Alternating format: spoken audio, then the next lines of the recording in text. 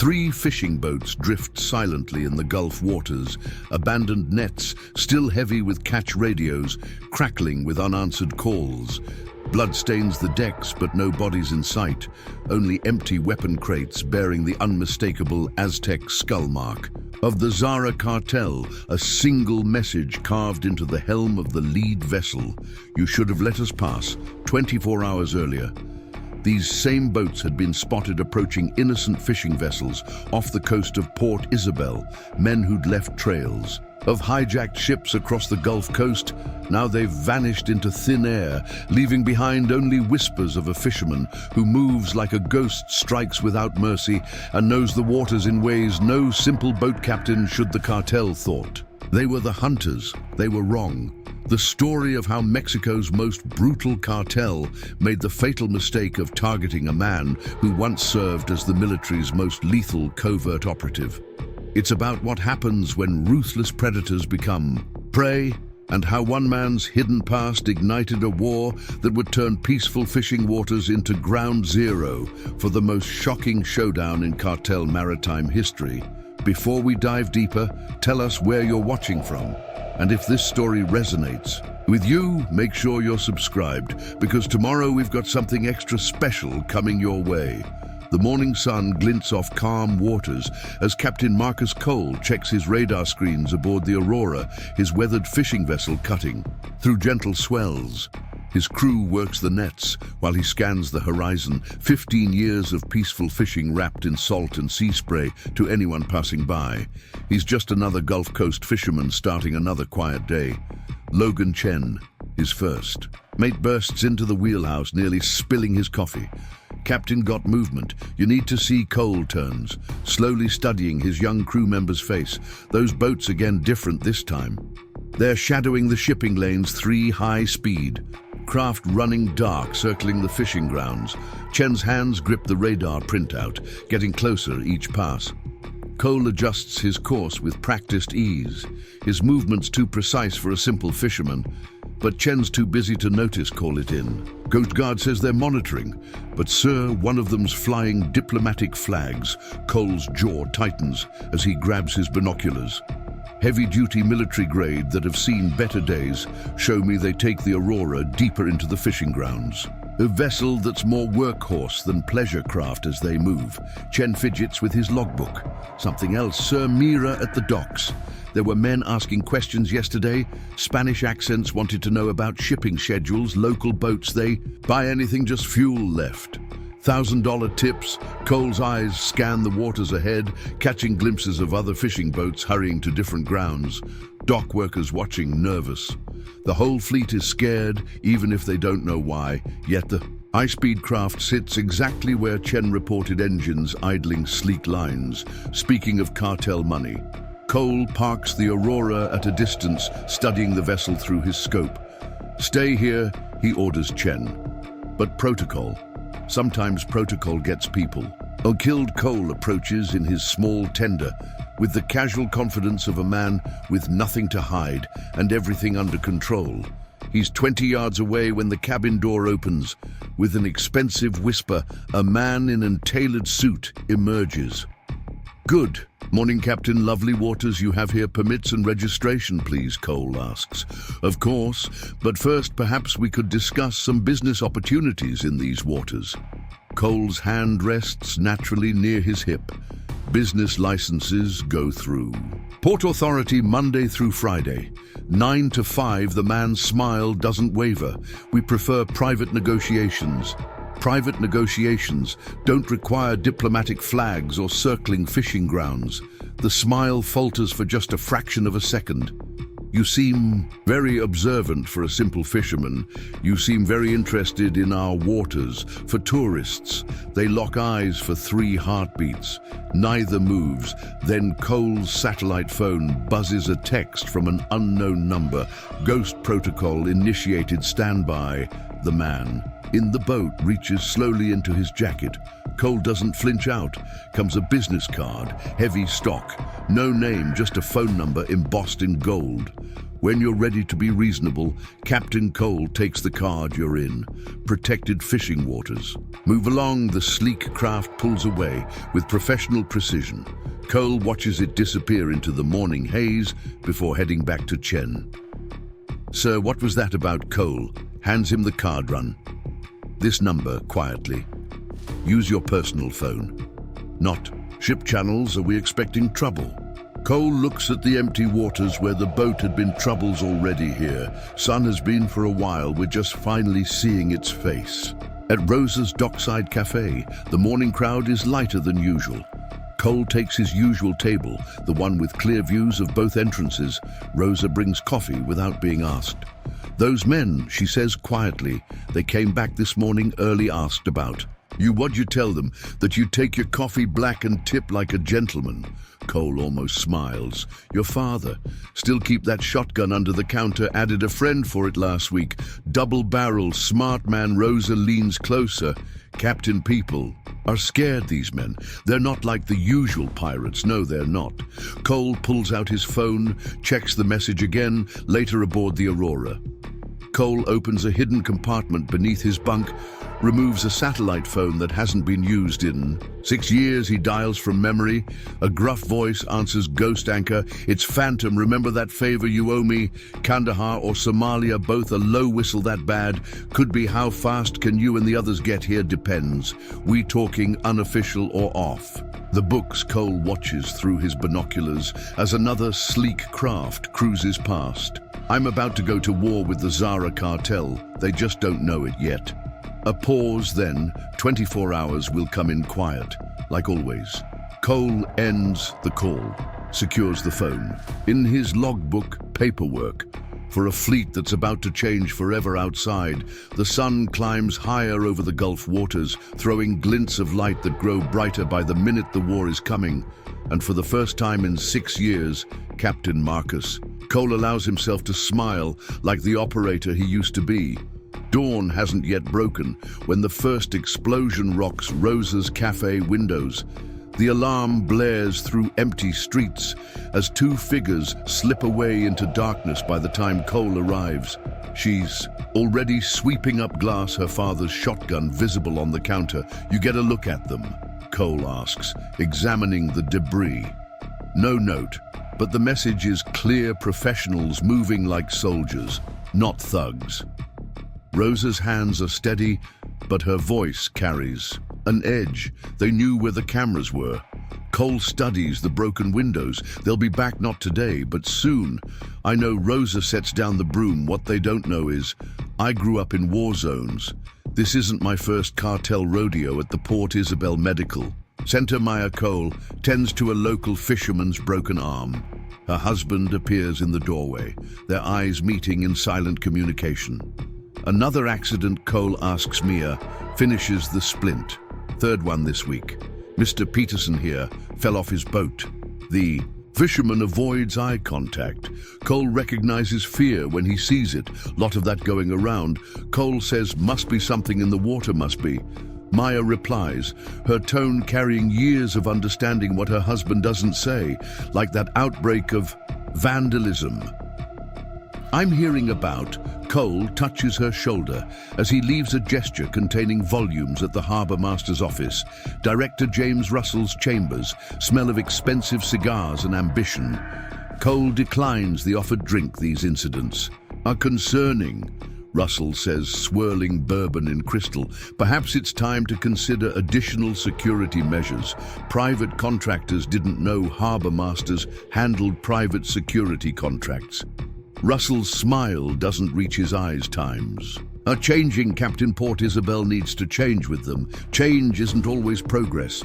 Cole stands. Funny thing about progress. Can't buy it from the people taking it away back. At the Aurora, Chen pulls Cole aside, showing him photos on his phone. Remember that number you had me trace led to a shell company in Cancun, but look at the property records. Cole examines the screen. 5 newly purchased warehouses around the port, all strategic points. Good work. Cole says, "Keep this between us, sir." "What exactly are we dealing with?" War Cole answers, "They just don't know who they're fighting yet." At Mike Turner's marina, Cole finds the old Coast Guard veteran checking dock lines with a rifle slung over his shoulder, caught 2 of them. Scouting the fuel depot, Turner reports moving like military, not pirates. Cartel's hiring ex-special forces, private contractors. Turner spits figured as much. "Any of them friends of yours?" Cole raises an eyebrow. "Come on, Cole. I was Force Recon. I know. Operator movement when I see it, just like I recognize it in you, that life's behind me. Is it because way I hear it, someone's been leaving professional calling cards all over the county?" Cole surveys the marina. Maybe the cartel's not the only one.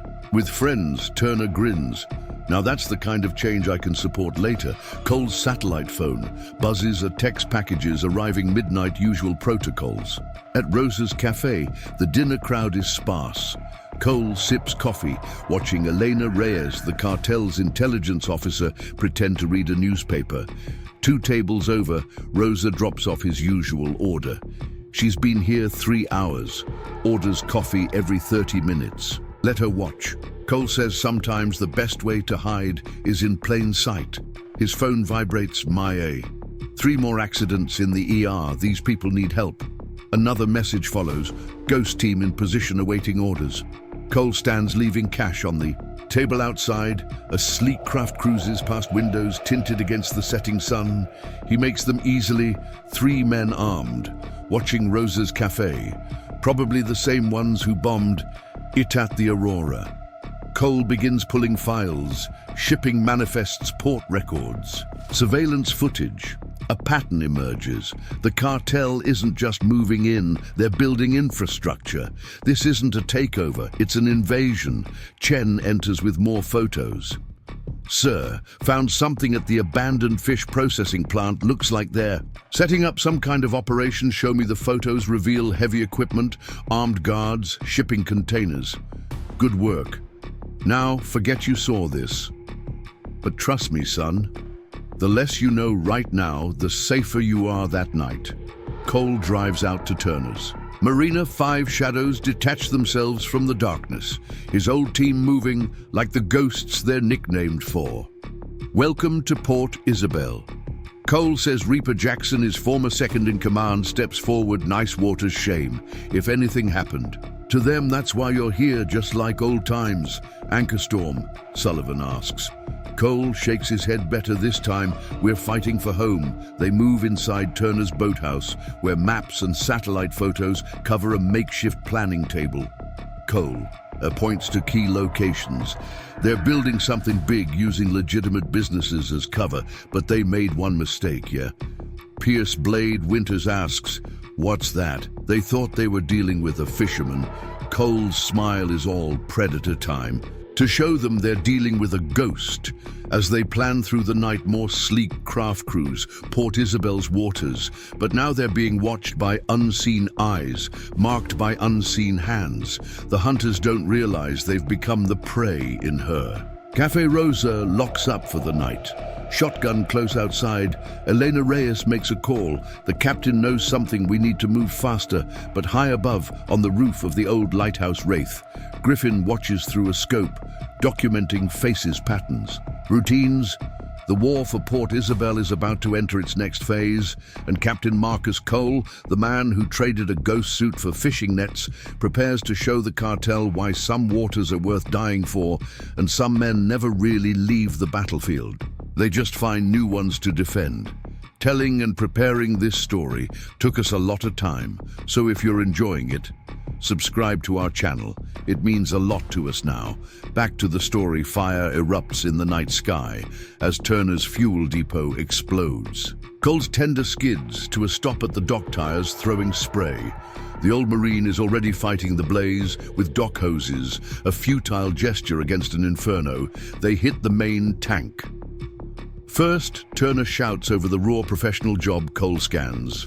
The marina perimeter through the smoke, where South Pier 3 of the military gear. Chen's 2 minutes out with the fireboats won't matter. Turner's face is grim in the firelight. They knew exactly where to hit. That fuel was meant for half the fleet's supply runs. Cole's phone vibrates a message from Reaper targets, tracked moving east through the shipping channel. Stay here, Cole tells Turner. Make it look good for the report. Cole's tender disappears into the darkness. Running silent, he drives by instinct, by the feel of waters he's navigated for 15 years. Ahead, Wraith's voice crackles through a secure earpiece. 3 vessels, military precision lead boats, got thermal imaging. Let them think they're clean. Cole responds anchor. Trackers active. They're heading for the safe house at the burning depot. Chen interviews, witnesses his notebook illuminated by emergency lights. A detail catches his eye. Boot prints showing a military pattern. His phone buzzes an unknown number. Check the harbormaster's garage midnight. At Maya's clinic, the power suddenly cuts out emergency lights, casts shadows as she moves patients to safety through the window. She spots 2 figures approaching the back door. Her fingers find the panic button Cole installed last week 3 miles. Away, Cole's phone lights up with the silent alarm Wraith switch targets clinic's hot, already moving. Maya opens a locked cabinet, removing a compact pistol. Her medical training teaches precision. Something else she shares with her husband, the back. Dr. Hinge's squeal. Mia's hand remains steady. A voice calls out, Dr. Cole, we have a patient requiring immediate attention. Clinic's closed, she answers. Emergency services are at Eagle Point. This can't wait.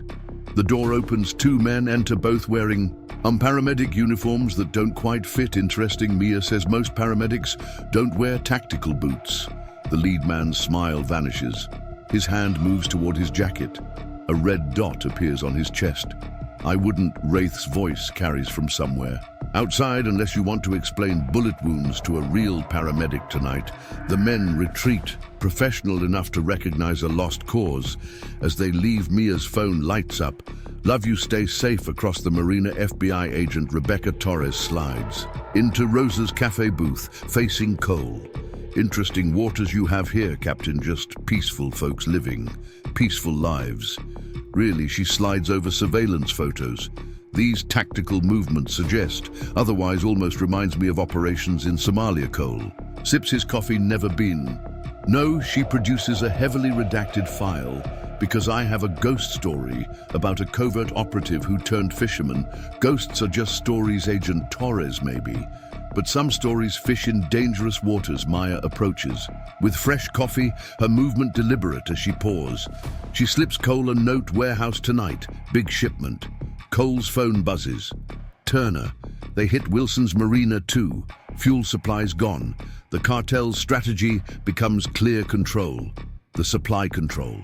The fleet at the harbor master's office. Chen slides into the parking garage, lights off in the corner. A meeting he wasn't meant to see. Russell accepting an envelope from Xavier Luna. Chen photographs it with his phone, hand shaking slightly. A voice. Behind him, brave kid Chen spins. Anchor storm. Sullivan emerges from the shadows. Captain sent you. Captain's got good instincts about people, says you're one of the good ones. Those men are about to have a very bad night. Anchor hands him a secure phone. Welcome to the war kid at the warehouse. Cole's team watches through thermal scopes as boats arrive. Elena Reyes supervises the unloading, her movements betraying military training. I count 12 Reaper reports, all armed shipments, not drugs. Weapons military grade. Cole's jaw tightens. They're not just taking the port, they're building an army. Like old times, Blade asks. Better. This time we know the waters. The team moves like shadow through shadow. Charges are planted. Cameras disabled evidence. Documented. Cole's phone lights up. Maya. 3 gunshot victims. In the ER cartel tags, another message follows. Russell emergency port council meeting tomorrow. Regarding private security contracts, they're moving faster. Reaper observes because they're starting to feel it. Cole replies, the noose tightening at Rosa's cafe. Elena Reyes sips coffee, watching the street. Her phone buzzes. Captain Ghost operative background confirmed. Her cup freezes halfway to her lips outside, unseen in the gathering. Dark Cole's team continues their work, displacing buoys, moving markers. The cartel doesn't even know they're playing in their waters tomorrow. The war for Port Isabel enters a new phase. But tonight, as Turner's depot burns and Mia tends to the wounded, and Chen learns what it means to be a real warrior. The real players are finally showing their hands. And Captain Cole, the man who once hunted terrorists through ocean depths, prepares to show the Zara cartel why some waters are worth dying for, and why the deadliest predators are the ones you never see coming. The Port Authority's ancient air conditioning struggles against the Gulf heat as Russell calls the emergency meeting to order. Cole stands at the back, watching Xavier Luna smooth talk. The council about private security solutions, while Elena Reyes films everything on her phone. Recent incidents have made it clear. Luna says that Port Isabel needs professional protection from her seat. Mia Cole catches her husband's eye. 3 more. Boats hit last night, no casualties, but the message was clear. Cooperate or burn. Perhaps Cole speaks up. Mr. Luna could explain why his security company employs former cartel enforcers. Luna's smile doesn't waver. Serious accusations, Captain. I hope you have proof like the proof on Ms. Reyes's phone, currently uploading footage of this meeting to Santos. Elena's hand freezes mid-motion. The council chamber erupts in whispers. Cole's earpiece crackles. Reaper convoy spotted high-speed craft, heavy weapons. Now Cole subvocalizes. They're pushing while we're occupied. Want us to engage. Green light. Make it loud outside anchor and blade. Watch the convoy through rifle scopes. The boats carry enough firepower to take over a small navy, just like Yemen Storm mutters better anchor. Replies this time with the ambush, the lead. Boat explodes in a precisely calculated blast, enough to block the channel, not enough to kill. As cartel gunmen spill out, Cole's team springs their trap back at the council meeting. Luna's phone buzzes, his face drains of color problems. Cole asks. Before Luna can respond, the chamber's screen flickers to life. A face appears scarred, cruel, familiar to anyone who's seen cartel intelligence briefings. Santos himself. Enough games. The cartel leader growls, Captain Cole, you're interfering with progress. Funny where I come from. We call it justice. And where exactly is that, Captain? Some classified location with a classified unit. Cole steps forward. Why don't you come ask me in person? The screen goes dark. Luna and Reyes hurry out. But Cole makes no move to stop them. The council sits in stunned silence at the clinic. Maya treats a teenager with a suspicious bullet wound. 2 of Santos's men watch from the waiting room. Her phone buzzes. Cole Company coming, play it cool. FBI agent Torres enters. Through the back badge, ready, everyone out. This is now a federal crime scene. The cartel men reach for weapons. Maya's hand finds the scalpel on her tray. I wouldn't, Torres says. Unlike local authorities, I don't need probable cause to shoot you. They withdraw professional enough to recognize federal heat. You're not really here about the bullet wound, Maya observes. No, I'm here because your husband's been busy. Want to tell me why a ghost operative is playing fisherman in cartel waters? Same reason. You're here without backup. Some things need handling off the books. Torres smiles. I like you, Dr. Cole, at Rosa's Cafe. Chen photographs license plates through a telephoto lens. Cole's team gave him crash courses in surveillance. Now he's putting them to use. Rosa brings coffee. Without being asked, sleek craft been circling for an hour. I noticed gunfire shatters the window. Chen tackles Rosa as bullets strafe the cafe. His new secure phone chirps. Wraith 2 shooters, Northwest Pier on it. Chen draws. His weapon positions himself to cover the door. His hands don't shake anymore. The shooting stops. As suddenly as it began outside, 2 bodies fall from the pier. Silent takedowns. Professional work. Cole arrives minutes later. You good, Chen, nods Rosa's. Got a security system you wouldn't believe. I know we installed it last week on the edge of the marina. The convoy ambush ends as cleanly as it began. Wraith and Blade secure the weapons, while Anchor calls their DEA contact, like Christmas came early. Blade says, examining the hardware, they'll try again. Reaper warns, let them ports waking up. Cole's phone lights up, multiple messages. Mia Torres knows she's on our side. Turner, more marinas hit. People are choosing sides. Russell, we need to talk privately at the Aurora. Cole reviews security footage. Elena Reyes appears in his wheelhouse impressive operation. She says Santos sends his regards and his surrender. He offers a compromise. Leave now. Live peacefully elsewhere. Cole turns counter-offer. Leave my waters, or learn why ghost teams had the highest kill count in covert operations history. You'd risk everything. Your wife, your fleet. No, Miss Reyes, I'm protecting everything. There's a difference. She leaves. Cole's phone buzzes one last time. A message from an unknown number. Phase 2 initiated. Santos en route outside Port Isabel settles into an uneasy night. But in safe houses and hidden positions, Cole's team prepares. The cartel wanted a war. They're about to get on a line of sleek patrol. Vessels rolls into Port Isabel's waters, unmarked but unmistakable. Santos doesn't hide anymore. He wants the fleet to see him coming. Cole watches from the Aurora's wheelhouse as the convoy stops at Rosa's cafe, like clockwork. Reaper's voice in his earpiece. Target confirmed, hold position. Cole responds. Let's see who else comes out to play. The cartel leader emerges surrounded by security, but it's the last man out that makes Cole's blood run cold. Marcus Shadow Reed, former ghost operative once. Cole's teammate, now Santos's head of security. Well, that complicates things. Anchor observes. Cole's phone buzzes. Reed, coffee at Rosa's for old time's sake. Inside the cafe, Rosa serves coffee with steady hands. Santos holds court at the center table. Reed scanning the room with practiced eyes. Cole enters alone. The room goes silent. Been a while. Phantom life's full of surprises. Shadow Reed's smile is razor sharp, like finding you playing fisherman in cartel waters. Santos studies Cole. Your reputation precedes you, Commander. Such waste of talent in these dusty backwaters. My talent's just fine where it is it? Santos gestures around. Look at your fleet captain struggling poor. We bring prosperity, you bring chains. Philosophical differences aside, Reed interrupts. There's room for compromise. Your skills are resources. Rosa places fresh coffee on their table. As she turns, her sleeve rises slightly, revealing a wire. Reed catches it. His hand moves. Cole's coffee cup shatters against Reed's face as Rosa ducks. The cafe erupts outside. Wraith's voice. Contact front. Multiple shooters. Santos's security team moves with military precision. But Cole's people are already in position. The street becomes a war zone at the clinic. Maya hears the gunfire. Her phone lights up. Torres FBI tactical team inbound. Hold tight.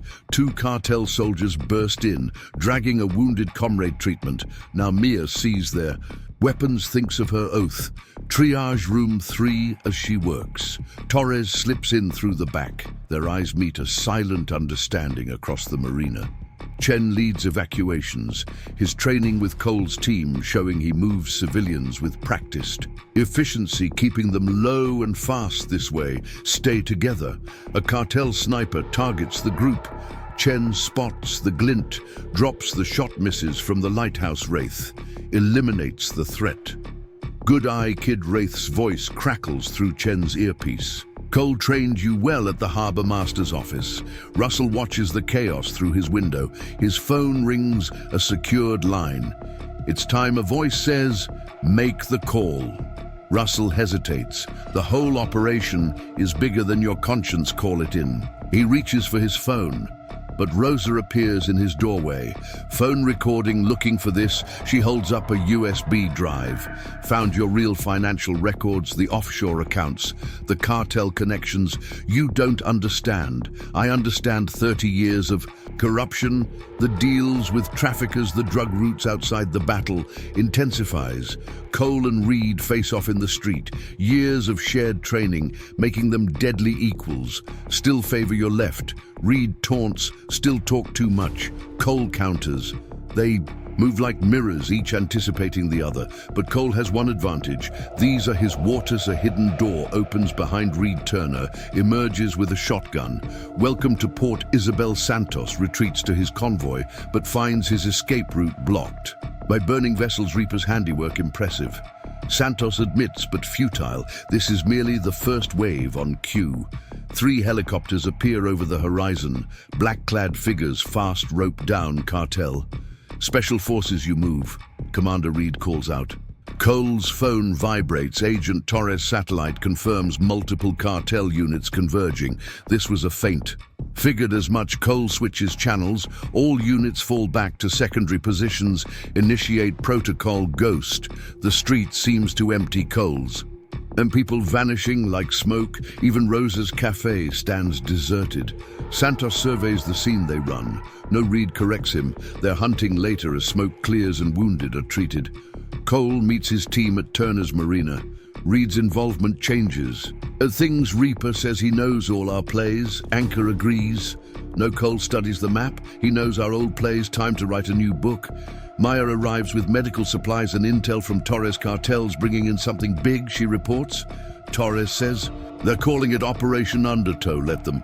Cole traces routes on the map. They want to play chess. We're changing the game outside.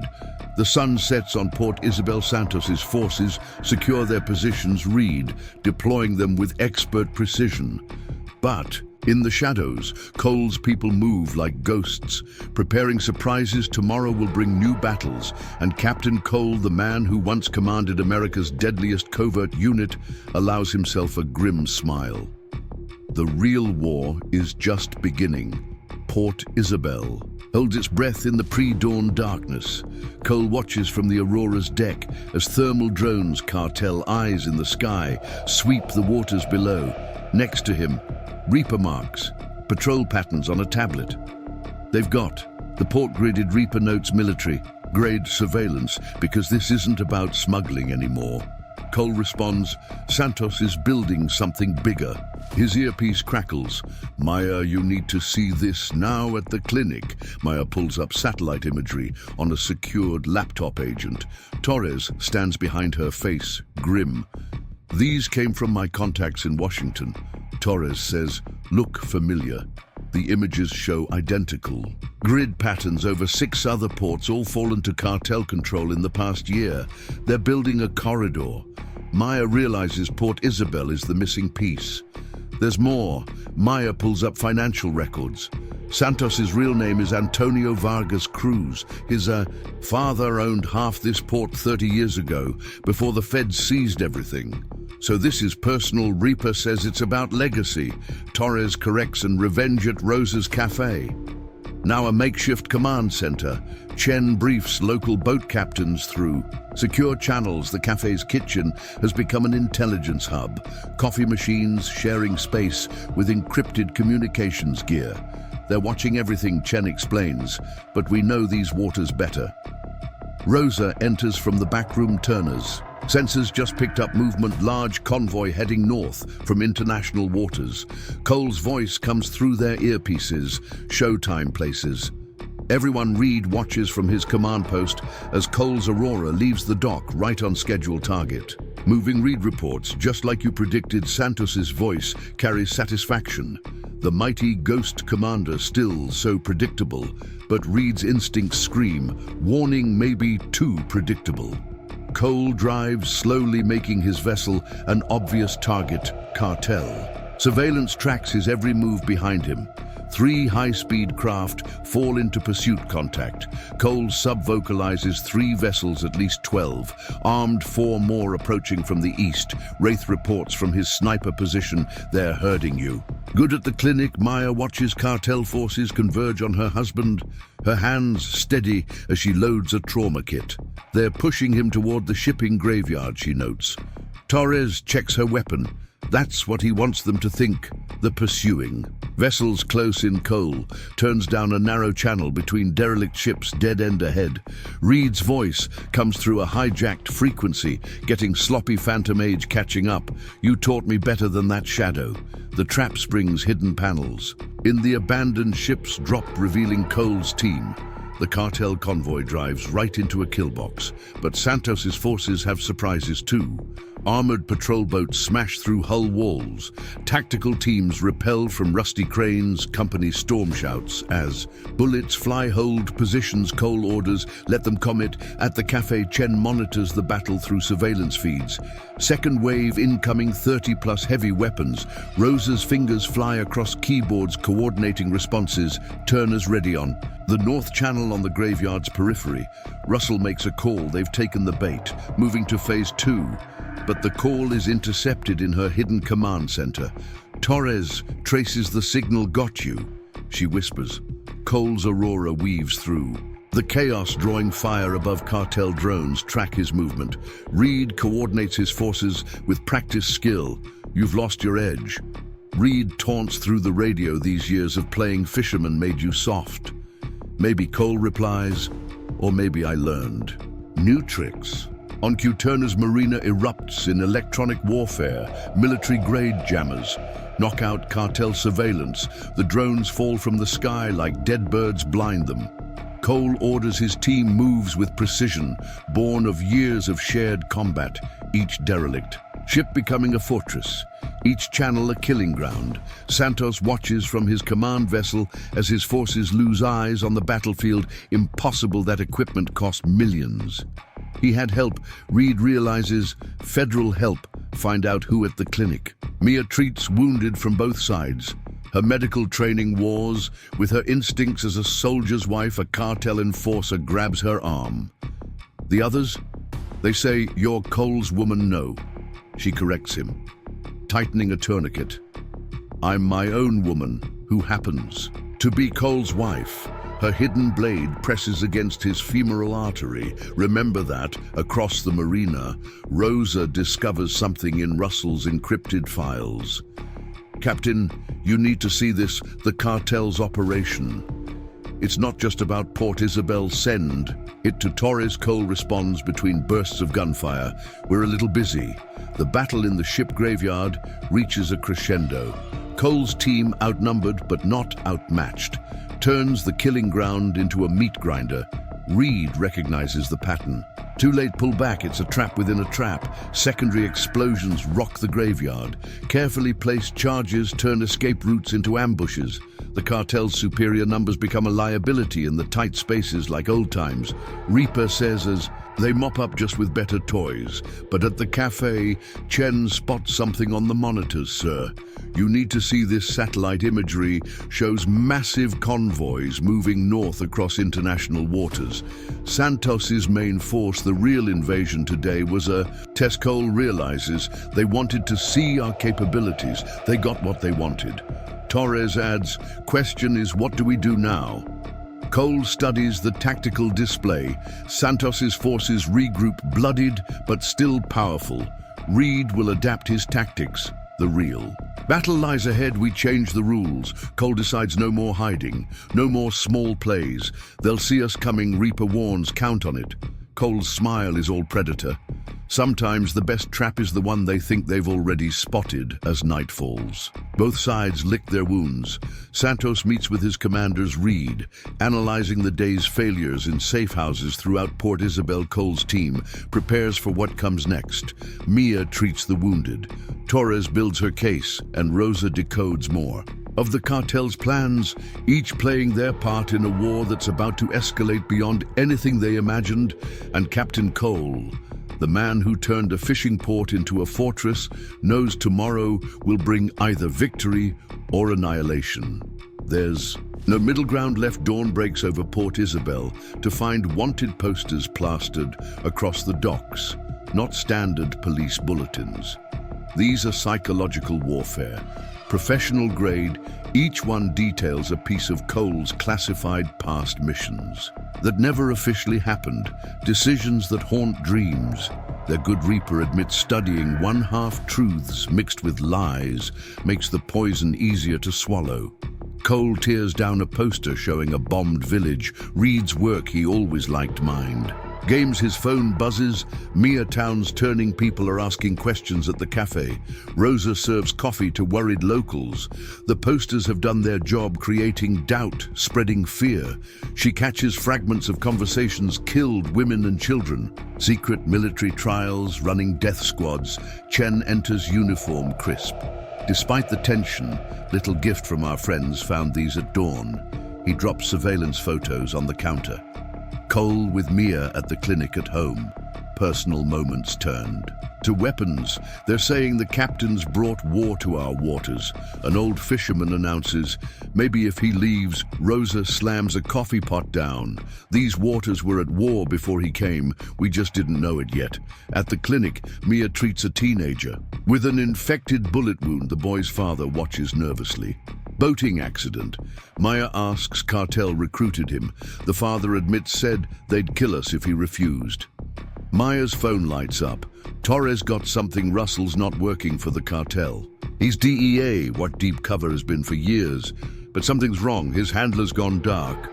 Cole drives the back channels, noting Cartel positions, counting patrols. His radio crackles, missing the old days. Phantom Reed's voice carries amusement when things were simpler. Nothing simple about betraying your country. Shadow country. Look around. Your precious country sold these waters years ago. Santos is just collecting what he paid for a sleek patrol boat. Appears in Cole's wake inside. Reed raises a mocking salute.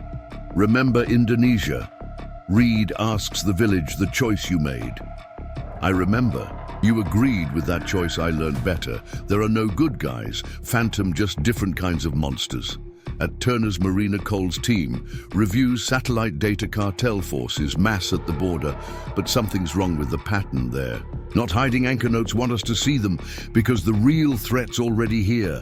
Cole realizes his phone vibrates. Rosa found something in the judge's files about Reed. She sends images, classified mission reports.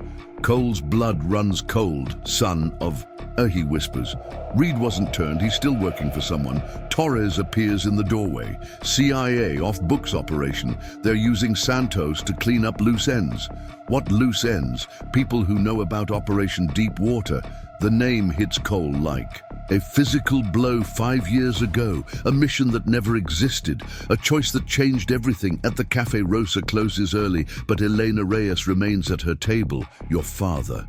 Reyes says softly, he worked for Santos's father, didn't he? Rosa freezes. How before the government took everything, before they killed him, my father died in a boating accident. Reyes slides over a file Diddy in the ship graveyard. Chen leads a team of deckhands checking Cole's dead drops. They find USB drives, weapons, or caches emergency supplies.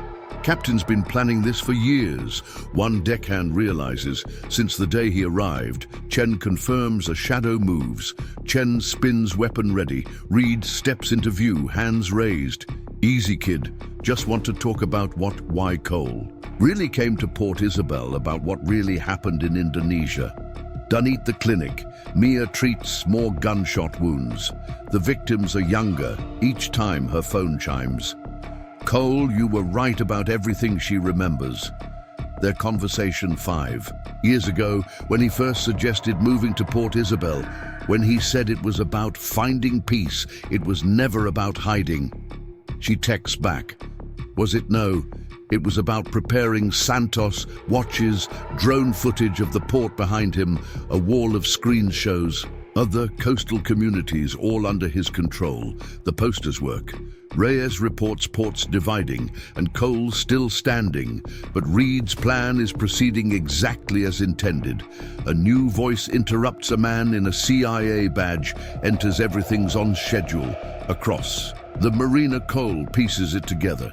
The mission reports, the classified files, the real reason he chose Port Isabel. I knew, he tells his team 5 years ago. I knew they'd come. That's why I picked this port, why I trained Chen, why I contacted all of you. You used us as bait. Reaper realizes, no as a trigger, everything that's happening. It's exactly what we planned at Rosa's cafe. She studies her father's real death certificate. The truth hits like a hammer. Cole knew, she whispers. He came here because of what happened to my father in the Marina. Turner's motion sensors light up. A new force approaches. Not cartel, not military. Something else. Sir Chen's voice carries tension. You need to see this drone footage. Shows them clearly a unit moving with predatory grace, elite operators wearing cartel colors, ghost hunters. Reed explains CIA's personal wet work team, the same ones who cleaned up Indonesia. Cole watches the footage, expression hardening. No more running, no more hiding. Sir Chen asks, get everyone together.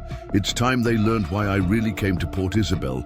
The sun sets on a port, divided, a community tearing itself apart, but in safe houses and hidden bunkers. Cole's real plan begins to unfold tomorrow. The truth about Operation Deepwater will finally come to light, and Port Isabel will learn why some secrets are worth dying to protect and others are worth killing to expose. Cole gathers his core team in the basement of Rosa's cafe. The truth can't wait any longer on the wall. Mission photos from Indonesia tell a story of betrayal. 5 years in the making. Operation Deepwater wasn't about terrorists. Cole begins. It was about money. Billions in CIA black funds disappeared through cartel networks. Rosa stands in the corner, arms crossed, like the money that killed my father. Roberto Vargas didn't die in a boating accident. Cole confirms he discovered the pipeline, just like Russell did. Torres spreads documents across the table. The CIA used Santos's network to move funds off books. When Vargas threatened to expose it, they sent ghost hunters. Reed's voice comes from the stairs. Everyone draws weapons easy. Cole says he's with us, always has been. Reed descends slowly. Indonesia was our wake-up call. We weren't fighting terrorists, we were eliminating witnesses. Grace studies the photos, the village, the civilians. They knew about the money. Cole explains, ghost hunters cleaned up. We were just... The cover story, outside Turner's surveillance, picks up movement company, coming multiple vectors on the security feeds. Black-clad figures move like shadows through Port Isabel. Ghost hunters making their presence known. They're not trying to hide. Reaper observes, because this is about fear. Reed explains, break the port's spirit, make them turn on. Cole Chen's radio crackles. Deckhands report strange incidents, boats sabotaged where nothing's stolen, communications tapped, families followed. Classic psychological warfare. Torres says they're good, they're CIA's best. Reed confirms, I should know, I trained them. Rosa slams her hand on the table. Why didn't you tell me about my father? Because I needed your real reactions. Cole admits everyone's reactions. The CIA's been watching this port for years. At his compound, Santos reviews footage of ghost hunter operations. Something feels wrong. They're too obvious.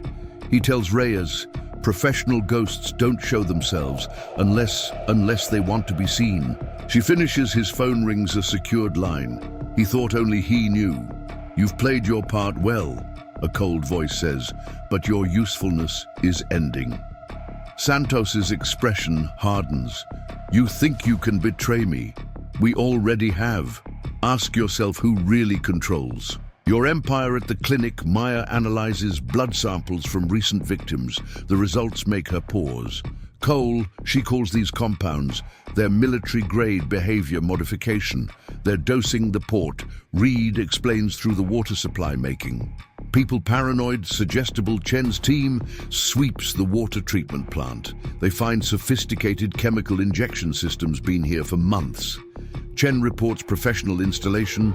Cole's phone lights up. Photos appear, him and Reed in Indonesia. Standing over bodies, they're starting their end game. Reed warns Turner's marina becomes a hive of activity as his Coast Guard network activates. Boats arrive carrying equipment, weapons, men with hard eyes and combat experience like old times. He tells Cole Coast Guard doesn't leave their own hanging. Torres decrypts more files.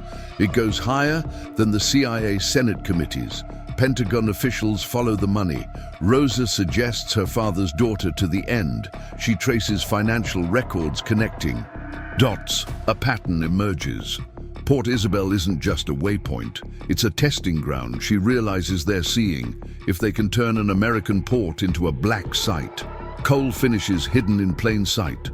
Reed's phone chirps a message from his CIA handler. Compromised, eliminate all witnesses, right on schedule. He tells Cole ghost hunters getting their kill orders good. Cole replies, because we're about to get our revenge. Santos rallies his forces now, understanding his role as a pawn. No more games. We hit them with everything, but Reyes shows him satellite photos. His empire is already crumbling, assets seized by shadowy government agencies. We were never in control, she tells him at the cafe. Rosa uncovers the final piece, the chemicals in the water. They're not just for mind control, they're markers making the whole port trackable. Realizes every citizen a potential target. Ghost hunters begin their attack, but Cole's team is ready. The waters of Port Isabel become a shadowy battlefield of spooks versus soldiers. Chen coordinates the defense, his training showing they think they know our port. Time to show them how wrong they are. Turner's Coast Guard veterans move like water through back channels. Wraith's sniper team owns the high. Ground, storm, and anchor turn every corner into an ambush, just like we planned. Cole tells his people 5 years of preparation for this moment. Reed faces off against his former protege ghost hunters. "Commander, you forgot the first rule," he says. As they fight, never trust the CIA. Torres transmits evidence to secure servers. Worldwide insurance policy. They can't bury this. Now Rosa watches her port become a war zone. My father died trying to expose this, and will finish what he started. Cole promises the battle for Port Isabel enters its final phase. But the real war, the one for truth, is just beginning. Tomorrow, the world will know about Operation Deep Water, about a port that fought back against its own government, about a captain who spent 5 years preparing for this exact moment, and about the price of secrets in a country that's forgotten the difference between security and tyranny. Thunder rolls over Port Isabel as Cole's team moves through rain-slicked docks. Intelligence confirms the cartel's next target, the port's water treatment facility, a simple but effective terror tactic they've used before. 3 teams converging. Wraith reports from his sniper position, professional operators, ex-military gear. Cole coordinates from Rosa's Cafe Command Center. Chen, what's your position perimeter? Secure. Got Turner's veterans covering all access points. MIA patches in from the clinic. First poisoning victims arriving. Basic contamination. Nothing exotic. They're trying to spread fear, not kill. That's not like Santos. Reed observes, checking his weapon. He usually goes for maximum damage because this isn't about body count. Cole responds. It's about breaking the port's spirit. Outside, cartel forces probe the facility defenses. Turner's veterans engage with disciplined precision, forcing them to commit resources. Contact south. Storm calls out they're using local gangs as cannon fodder. While their pros circle around, Cole confirms classic diversion reaper. You seeing this got their real assault team moving through the drainage tunnels. Santos watches from his command vessel, expression cold. The port took everything from my father. Now they learn what that feels like. Rosa intercepts cartel communications. They've got teams at the reservoir too, planning to hit both sites, split us up.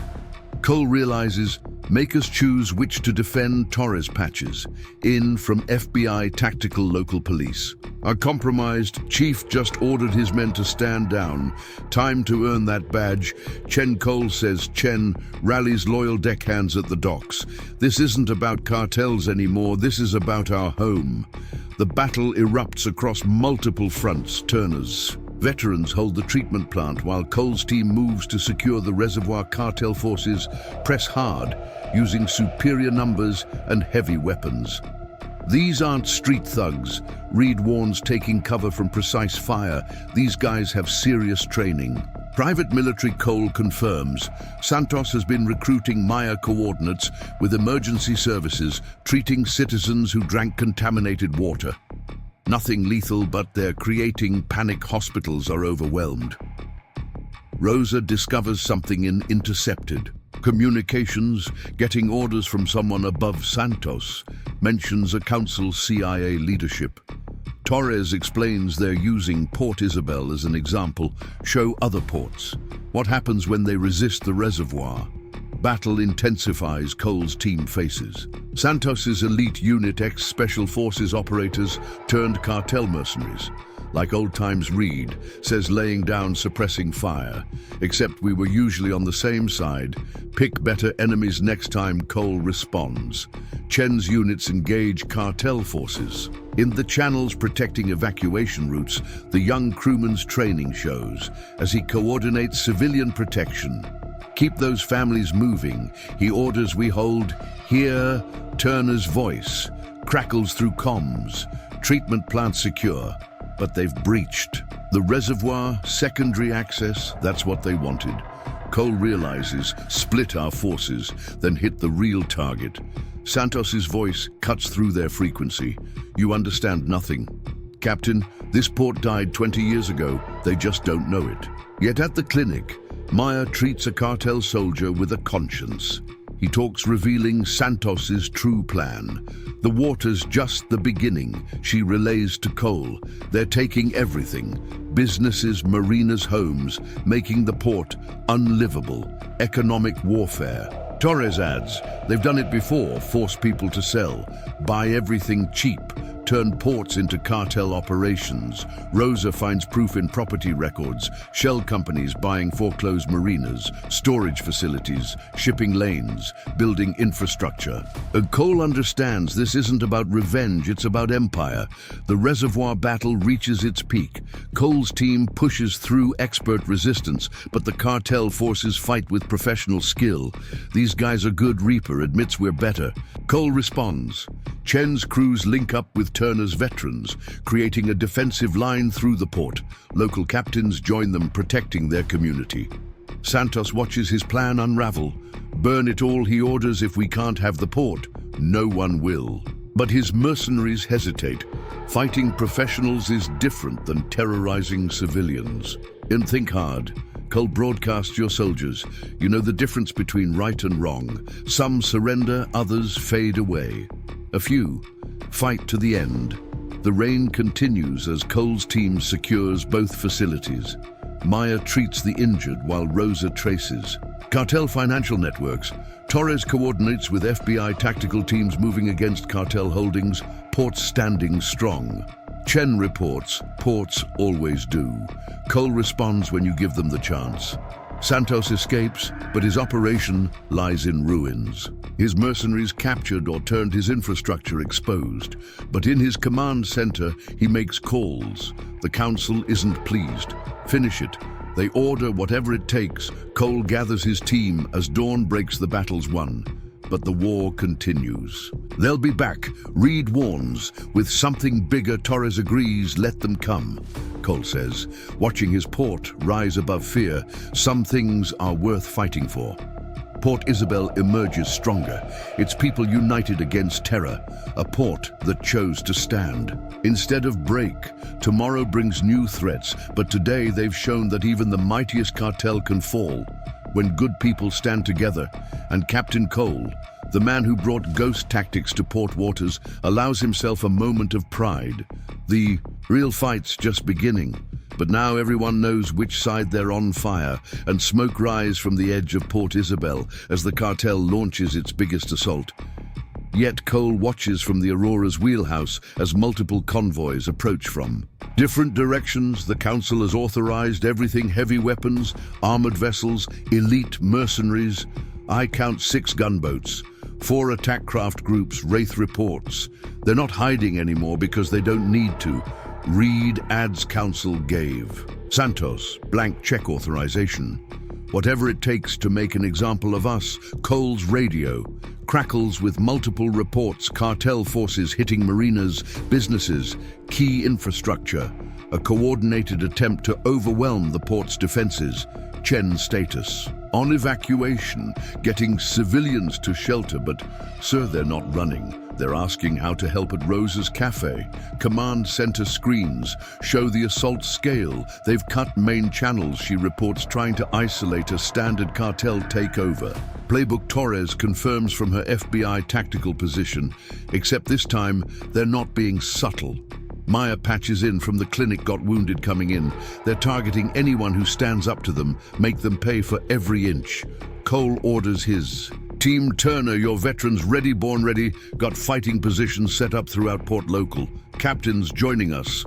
Santos's voice cuts through their frequencies. Last chance, Captain. Surrender the port or we burn it down. Better men than you have tried. The battle erupts across Port Isabel. Cartel forces meet unexpected resistance at every turn.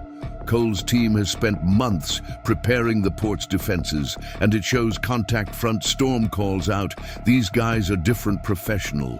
Military private contractors. Reed confirms high-end council must really want this port. Rosa intercepts communications between Santos and his commanders. They're talking about something in the old dry dock, something worth all this. Torres queries. Working on it.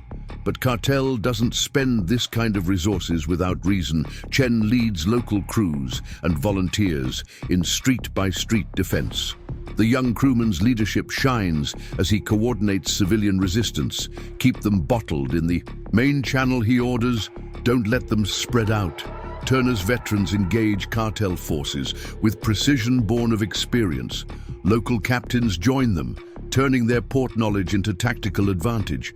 They don't know these waters like we do. Turner growls, make them work for it. Maya transforms the clinic into a fortress, treating wounded while maintaining security.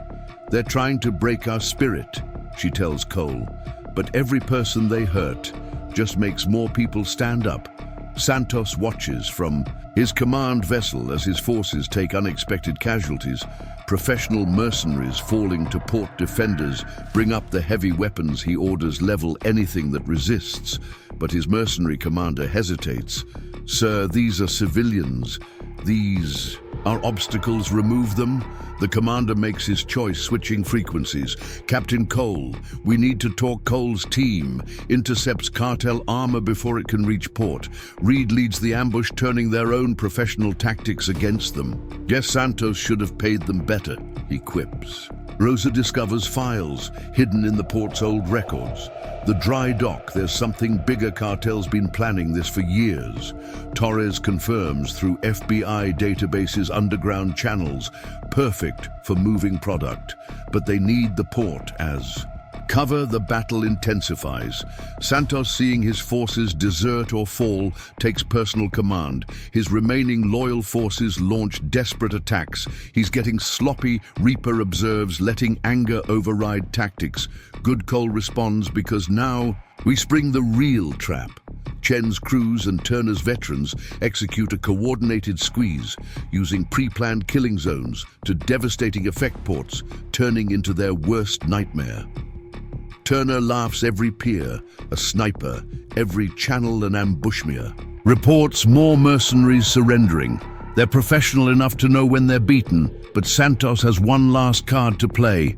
He drives straight for Rosa's cafe, hoping to take revenge on the heart of the resistance. You think you've won, he broadcasts. This port died 20 years ago when they took it from my father. Your father lost it fair and square. Cole responds, just like you're losing. Now the final confrontation approaches the cafe, but Rosa's ready, having turned the building into a hardened position. Remember what you taught us about defending home ground, she asks Cole. Show me. Santos's vessel hits, coordinated fire from multiple angles. Cole's team police units, veterans and armed citizens demonstrate what happens when a community stands together. The cartel leader's last attack ends, not with a bang, but with surrender. His forces broken, his mercenaries turned, his revenge denied as FBI tactical teams secure the scene. Cole surveys his port, damaged but unbroken. Bloodied but victorious, the council won't let this go. Torres warns. Good. Cole responds, because we're not done either. Port Isabel stands as proof that sometimes the biggest victories come from the smallest places, that even the mightiest cartel can fall when good people stand together, and Captain Cole, watching his community unite against overwhelming odds, knows the next battle is already brewing. Some wars aren't about territory or money. They're about proving that courage still matters. More than fear, the bullet misses Cole's head by inches, shattering his wheelhouse window, third assassination attempt. This week, the Cartel Council isn't taking Port Isabel's Defiance Well rooftop northwest. Wraith reports through comms professional. Setup, they're learning our pattern. Cole stays low, analyzing angles. Chen's status on the street team, two-man kill squad, intercepted near the docks. These guys are different special forces background at the Cafe Command Center. Rosa tracks multiple threats, getting reports from other ports councils emptying their accounts, calling in every professional hitter on their payroll. Because we're not just a black eye anymore. Reed explains, cleaning his rifle. We're proof they can be beaten. My A patches. In from the clinic, 2 more council informants found dead. They're cleaning house, eliminating anyone who might talk. Torres coordinates with FBI tactical teams. Cartels burning everything, files, accounts, witnesses, whatever they're planning next. They don't want us ready for it. Cole moves through back channels, avoiding predictable routes. Santos taught them that much patterns get you killed. Turner, how's our guest? Santos is singing sweet songs about council operations, amazing what proper motivation. Gandu, the captured cartel leader, has proven valuable trading information for protection. The council's already sent 3 teams to silence him. Rosa discovers patterns in cartel movements. They're not just hitting us, similar attacks in 6 other ports that stood up to them, making examples. Cole concludes, show everyone what happens to resistors. Chen leads his crews in sweeping the port-hunting cartel infiltrators. The young crewman has grown into a skilled tactical commander. Got another pro team cornered at the old warehouse. He reports these guys are good multiple escape routes. Counter surveillance keep them contained. Cole orders. Reed's team is en route. The battle for Port Isabel has evolved from open warfare to shadow war professional. Killers against trained defenders, playing a deadly game of chess across docks and back channels. Maya treats a wounded hitman, gathering intel. They're offering triple rates, pulling in operators from overseas councils, spending fortunes to break us because we know too much. Torres adds, between Santos's confessions and Rosa's intel, we can hurt them. Cole finishes, really hurt them.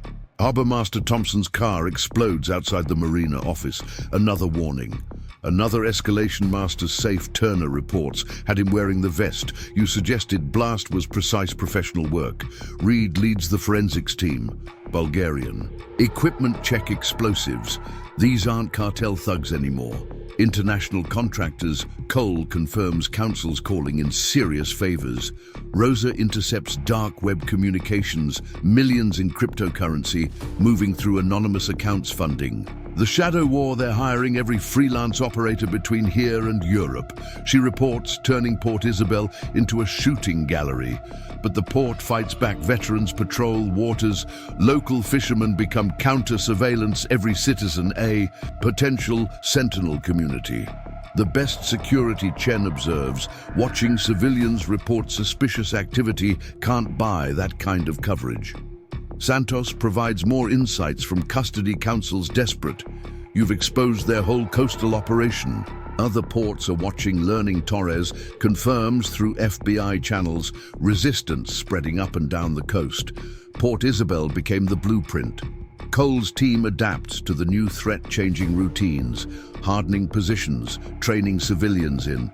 Counter surveillance like fighting ghosts. Storm complains after another inconclusive engagement.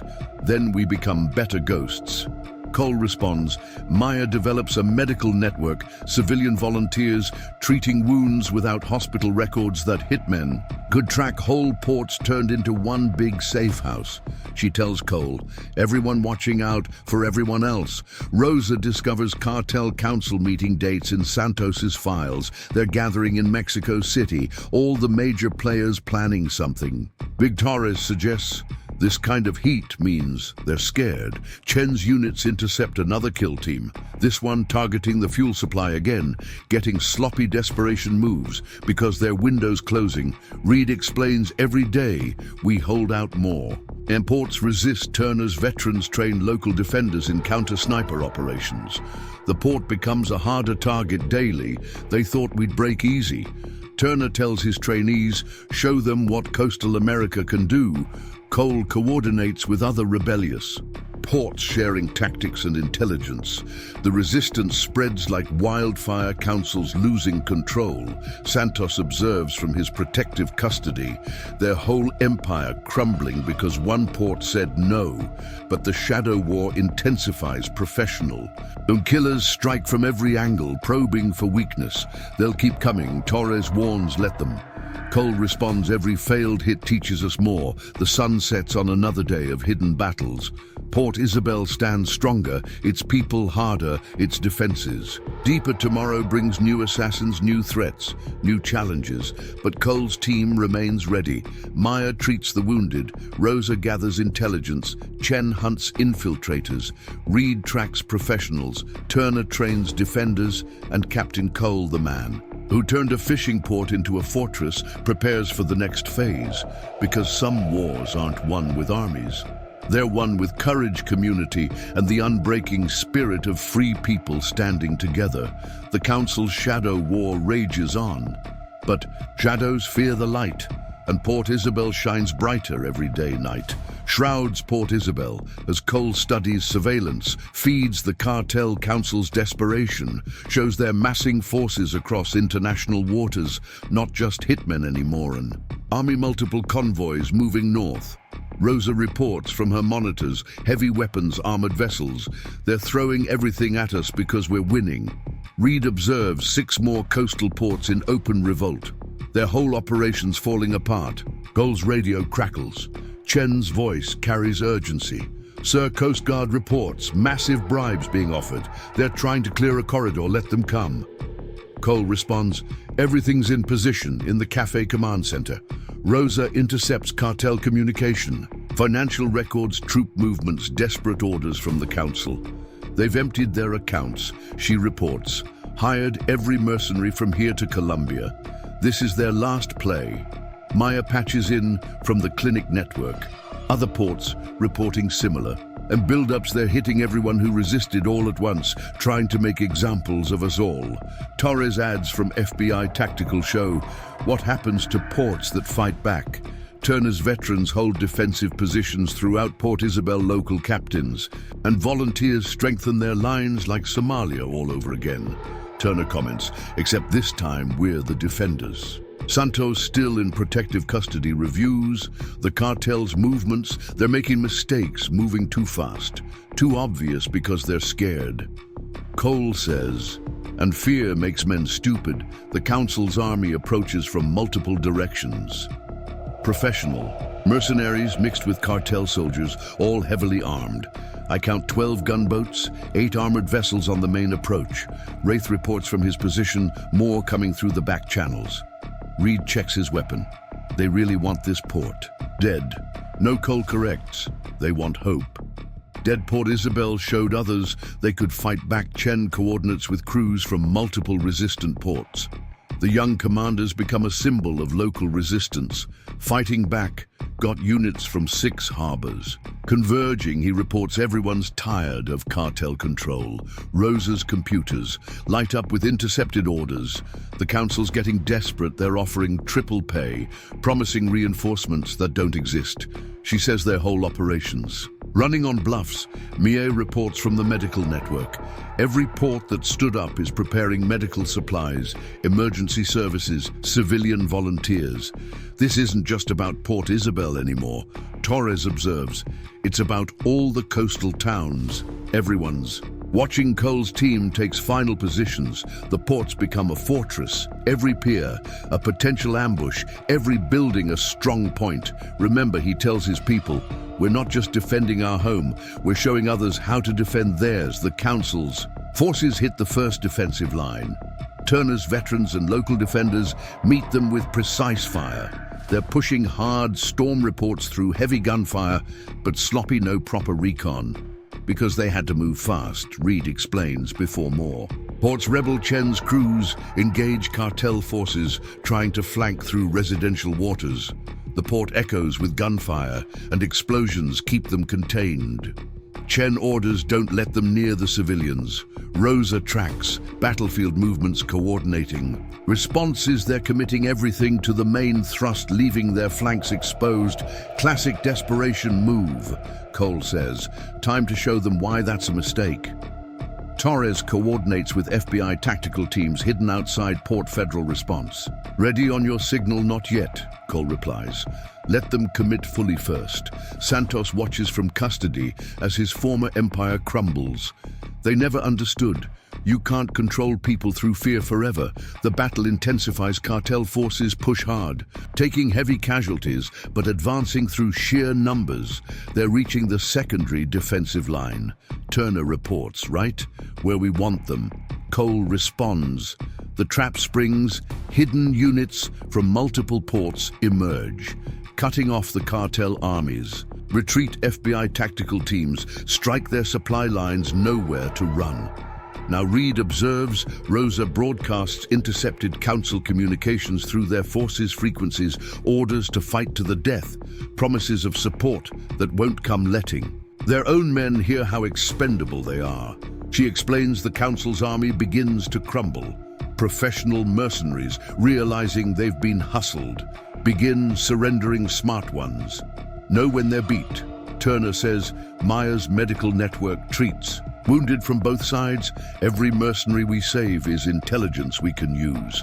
Chen leads the final push, coordinating multi-port crews in a massive sweep. This is what justice looks like. He tells his units communities standing together. The council's last-ditch offensive fails completely. Their forces scattered, their resources exhausted, their control broken. Other ports are rising up. Torres reports the whole coast is in revolt. Cole watches sunrise over his victorious port, but he knows the war's not over. Council's still out there. He reminds his team, planning, hiding, waiting, then we hunt them. Reed suggests, no. Cole corrects, we let them know. Nowhere's safe anymore. Every port they threatened, every community they controlled, they're all waiting. Now Port Isabel stands proud, bloodied but undefeated, a symbol of resistance, proving that even the most powerful cartel can fall when people stand together, when communities say no, when one small port shows others how to fight back. The war for the coast continues, but now everyone knows which side time is on, and Captain Cole, watching his community celebrate victory, prepares for the next battle, because some wars aren't won in a single fight, they're won port by port, channel by channel, heart by heart, until fear itself learns to fear the courage of free people standing together. Gulf winds howl through Port Isabel as Cole reviews intelligence reports. The Cartel Council's last offensive failed but scattered mercenary. Its teams still probe the port's defenses. More concerning are the reports from Mexico, the Council gathering new forces, different tactics. 3 more hitmen taken down at the marina entrance. Chen reports dropping photos on Cole's desk. Professional operators, top-tier gear. They're not stopping because they can't afford to read. Explains, examining the photos. Council's losing face. Every day we stay standing. More ports. Resist. Rosa's voice crackles through secure comms. Got movement at the old boatyard sites, multiple vessels, thermal signatures. They're staging something big. Cole studies, surveillance feeds. The patterns are familiar, similar to operations he ran with ghost teams. They're learning, adapting our tactics against us at the cafe. Command Center. Rosa tracks cartel communications across 6 countries. Financial transfers, weapon shipments, troop movements. The Council's preparing a major operation. Different. This time, she notes they're hiring specialized teams, urban combat experts, demolition units, psychological warfare, specialists. Maya patches in from the clinic, getting reports from coastal hospitals, cartels offering huge bribes to medical staff, trying to track who we treat. Find our safe houses. Torres coordinates with FBI. Tactical from her position at federal headquarters. Councils called in every favor they have. Political pressure, blackmail threats. They're trying to isolate Port Isabel Turner's veterans, intercept another probing attack. Professional operators testing. Response times, analyzing defensive positions. These ain't random hits. Turner observes they're mapping us out. Every engagement teaches them something. Santos still providing intelligence from protective custody reviews the pattern council's bringing. In European specialists, men who fought in urban conflicts worldwide because local talent won't touch us anymore. Reed adds words spread about what happens to hitmen who come after Port Isabelchan's crews, engage another mercenary team near the fuel depot. The fighting's evolved precise, tactical, minimal collateral damage. They're learning restraint, Chen reports. After the firefight, no wild shooting, no civilian casualties. These guys are different. Cole recognizes the change in strategy. They're not trying to terrorize anymore. They're fighting a proper military campaign. Rosa intercepts council communications orders to specialized units arriving from overseas, former special forces, intelligence operators, urban combat veterans getting chatter about something called Operation Kingfisher. She reports multiple phases coordinated across the whole coastal region, Mia's medical network. Spots the first sign: cartel forces establishing field hospitals, staging medical supplies. They're preparing. For sustained operations, she tells Cole professional combat support. Not just hit teams, Torres accesses, classified intelligence councils, consolidated their remaining resources. Everything they have left is going into this operation. Cole gathers. His core team at the command center, the cafe's walls covered with tactical displays, threat assessments, defensive plans. They're done playing games. He explains, this is their end move. Everything they've got left against everything we've built. Reed examines reconnaissance photos, multiple staging areas, professional camp layouts, proper security. These guys know what they're doing because they've done it before. Turner adds urban warfare specialists. They turn ports into battlegrounds. Rosa reports increased activity along smuggling routes, moving in equipment piece by piece, building up resources right under our noses.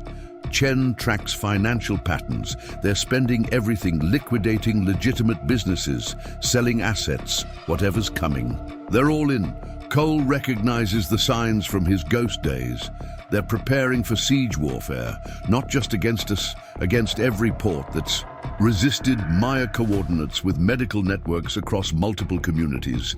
Everyone's getting ready. Supply stockpiles, emergency protocols, evacuation plans. Because they know we're all targets now, Torres confirms, Council can't afford to leave any. Resistance standing Santos provides crucial insight from his cartel days. They'll hit everything at once. Power water communications try to isolate each port before the main assault. Cole's team strengthens critical infrastructure backup systems. Redundant communications, emergency supplies won't work like before. Reed assures the planning team we're ready for their tricks. Now Rosa discovers disturbing pattern in council communications. They're bringing in psychological warfare units, experts, in breaking civilian morale because they finally understand. Cole says our strength isn't our defenses or our tactics, it's our people. Chen coordinates with crews from multiple ports, combined training, shared resources, unified command structure. Everyone's learning from Port Isabel, he reports proudly. Every port becoming a Fortress Turner's veterans drill with local defenders, combat tactics, maritime warfare, resistance operations, whole coasts turning into one big no-go zone for the cartels. Turner observes with satisfaction the Council's forces continue probing attacks, testing responses, gathering intel, preparing for the main offensive. Cole watches them from the Aurora's wheelhouse, professional operators, moving with precision, but still not good enough. They think they've learned our playbook. He tells his team time to show them some new chapters. Maya reports increased civilian participation in medical training. Everyone's playing their part, whole community preparing together. Because they've seen it works. Torres adds, Port Isabel proved you can fight back and win. Rosa intercepts more operation details, multiple phases, coordinated assaults, psychological operations. They're trying to break our spirit first, she explains. Make us doubt ourselves before the main attack, but the port's spirit proves unbreakable. Every probing attack meets fierce resistance. Every psychological operation fails against community solidarity.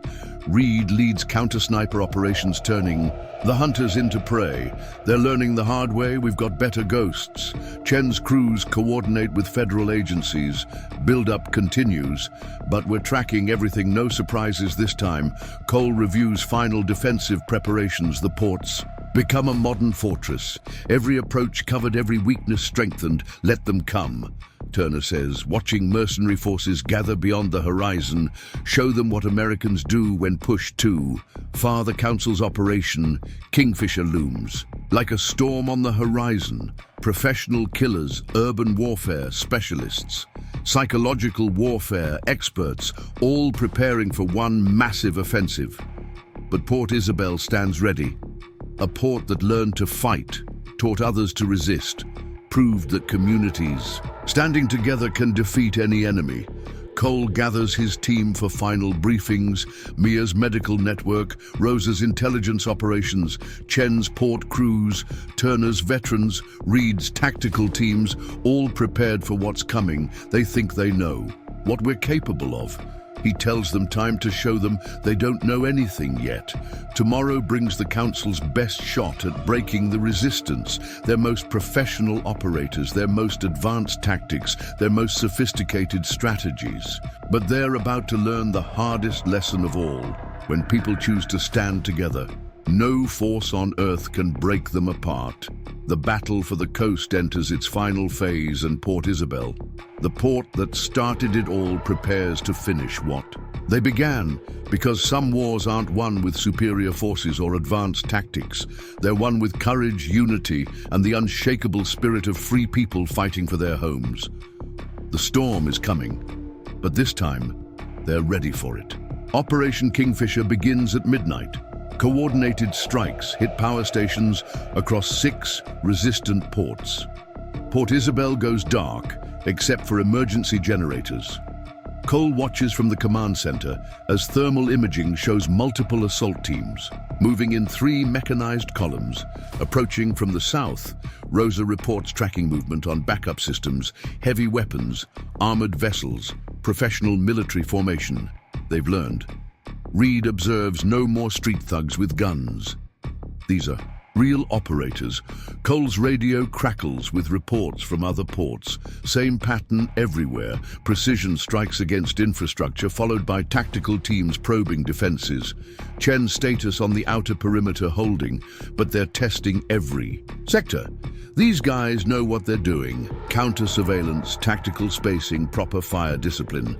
Turner's veterans engage the first serious probe, former Special Forces operators leading cartel assault teams using sophisticated battle tactics. Like fighting ourselves.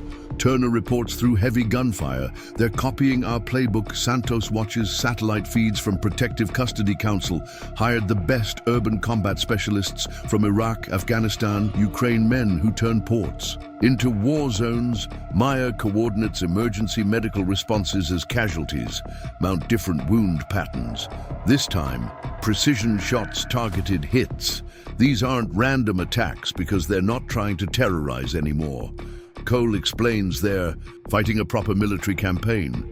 Rosa intercepts tactical communications. The Council's forces use encrypted channels, professional protocols, multiple command structures. She reports each team autonomous but coordinated.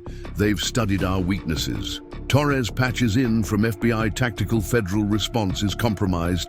Council's got politicians blocking deployment orders, judges issuing stays. They learned from last time. Reed says, cut off outside help.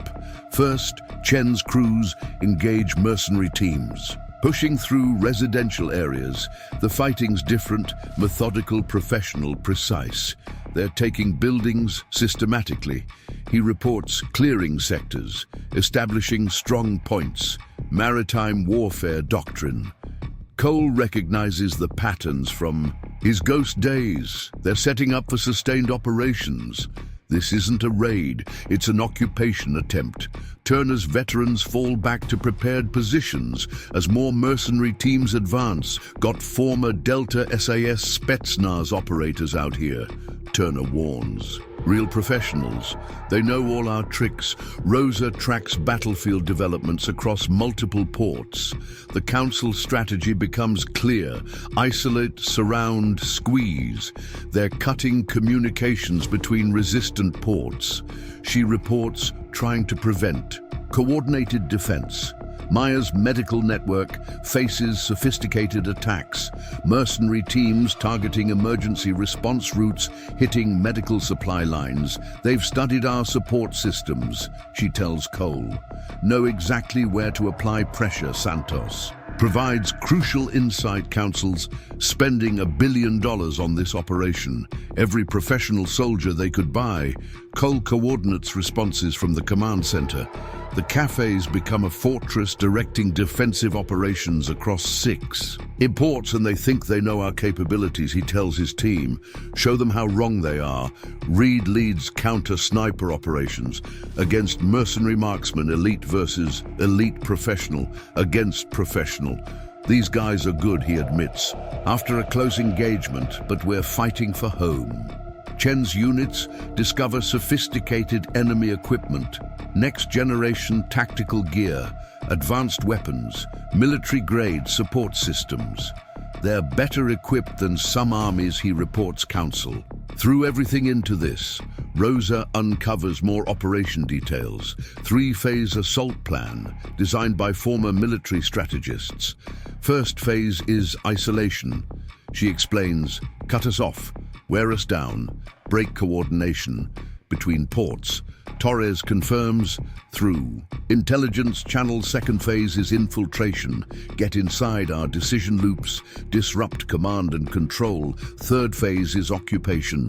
Cole finishes, take control, peer by peer, building by building. Turner's veterans face increasing pressure. Professional. Operators probe every weakness test. Every defense they're learning fast. Turner warns, adapting to our tactics, finding ways around our preparations. Mia reports sophisticated attacks against medical facilities, precision strikes, psychological operations, targeting medical staff, breaking support services. Reed explains standard maritime warfare doctrine. Cole watches mercenary teams advance through port, their movements perfect, their tactics flawless, but something's missing. They're fighting with their heads. He observes, we're fighting with our hearts. Rosa coordinates resistance between ports using backup systems. Communities share intelligence. Resources support, they can't isolate us, she reports proudly. Too many connections, too much solidarity. Chen's crews turn every channel into a battleground. Local knowledge beats professional training. They know the tactics, he tells his officers. We know the waters. Turner's veterans spring-prepared ambushes. Mercenary teams find themselves fighting shadows, facing enemies who know every dock. All their training means nothing. Turner laughs. This is our home. Santos watches the Council's perfect plan unravel. They never understood. You can't buy what these ports have. The battle intensifies across multiple sectors. Professional operators face determined defenders. Military doctrine meets community spirit. Cole coordinates responses from his command center. Every mercenary advance meets prepared resistance. Every sophisticated tactic faces hometown determination. They've got the training, he tells his team. We've got the Corsimia's medical network adapts to enemy pressure communities. Share resources, protect supply lines, support each other, can't break a system built on helping others. She reports Rosa tracks enemy movements across the battlefield. Mercenary teams operate with precision, but they're taking losses. Their morale's cracking. She observes they expected an easy fight. Torres coordinates with loyal federal agents, supports coming. Other ports are rising up, inspired by the resistance. Reed leads tactical teams against enemy strongpoints, professional skill meets. Hometown courage. They're starting to understand. He reports after another successful engagement can't occupy a port that refuses to submit. Chen's crews turn maritime terrain against the attackers. Every pier becomes a fortress, every channel a potential. Ambush show them what hometown advantage really means. He orders his people. Turner's veterans coordinate with civilian defenders. Military training combines with local knowledge. Beautiful thing, Turner observes whole port fighting as one Cole watches. Operation Kingfisher falter. The Council's billion-dollar mercenaries face something money can't buy. Community spirit. They brought an army. He tells his team, "We brought a family." The battle for Port Isabel continues through the night, professional. Operators face determined defenders. Military precision meets hometown heart. Rosa coordinates resistance efforts. Other ports are holding, everyone fighting together. Mia treats the wounded. Every person we help strengthens our resolve. Chen leads. From the front, show them what Americans do when pushed too far. Reed hunts enemy specialists. They're learning the hard way. Some things can't be bought. Turner's veterans stand firm. Let them come, show them what real warriors look like. And Captain, Cole, watching his community fight against overwhelming odds, knows the truth. Sometimes the greatest victories aren't won by the best trained army or the most sophisticated weapons. They're won by people standing together, fighting for something bigger than themselves. Port Isabel blazes with gunfire and glory as Operation Kingfisher faces its greatest challenge. The unbreakable spirit of free people defending their homes. The Council's perfect plan meets the one thing they couldn't plan. For courage. And in the end, courage always wins. Dawn breaks over Port Isabel as Operation Kingfisher faces unexpected resistance. The Council's professional mercenaries find themselves caught in a war. They weren't trained for fighting an entire community that refuses to break. Enemy forces pulling back from industrial sector. Rosa reports from the command center their tactical formations are breaking down because they're trained for military operations. Reed explains, cleaning his rifle, not fighting grandmothers who throw Molotov cocktails from marina windows. Cole studies the battlefield displays. The Council's perfect military operation crumbles against hometown determination. Chen's status on their command and control disrupted. Local kids are using jet skis to run messages between defense positions.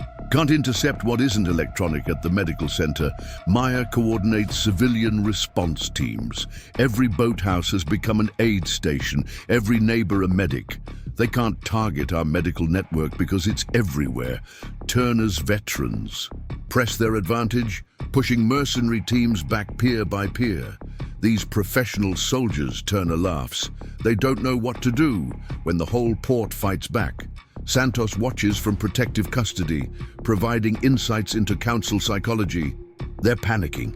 He reveals spent billions on this operation, hired the best killers money can buy, now watching it all fail. Rosa intercepts increasingly desperate communications between mercenary teams. They're losing unit cohesion, she reports. Professional soldiers used to fighting other professionals, not prepared for civilian resistance. Torres patches in from FBI tactical federal support, finally breaking through Council's political blockade, falling apart as operation fails. Cole coordinates. The counter-offensive from his command center, the cafe's basement, has become a symbol of resistance time. To show them what happens when you push Americans too far. He tells his team Reed leads tactical teams against retreating mercenary units. The hunters become the hunted, found their forward command post. He reports these guys brought enough gear to occupy a small Navy Chen's cruise coordinate, with civilian defenders turning every neighborhood into a nightmare for the invaders' local mechanics. Rig boats into gun platforms, he reports with pride. Welders turn scrap metal into barricades. Whole port becomes one big weapon. Rosa tracks battlefield momentum across multiple communities. The Council's forces face similar resistance everywhere. Other ports followed our example. She says every community becoming a Fortress Mia's medical network expands beyond traditional boundaries. Churches become hospitals, restaurants transform into supply centers. They thought they could break our support. Systems, she tells Cole. Instead, we just made everyone a supporter. Turner's veterans find enemy equipment abandoned in the docks. Professional soldiers retreating from civilian defenders. Never seen anything like it. Turner reports whole families fighting together, kids spotting for snipers, mechanics, sabotaging vessels. Santos provides crucial intelligence about Council vulnerabilities. Their mercenaries are leaving. He reveals no amount of money worth fighting an entire population. Cole watches. Resistance spread across the coastal region. Communities rising up inspired by Port Isabel's example. They brought an army.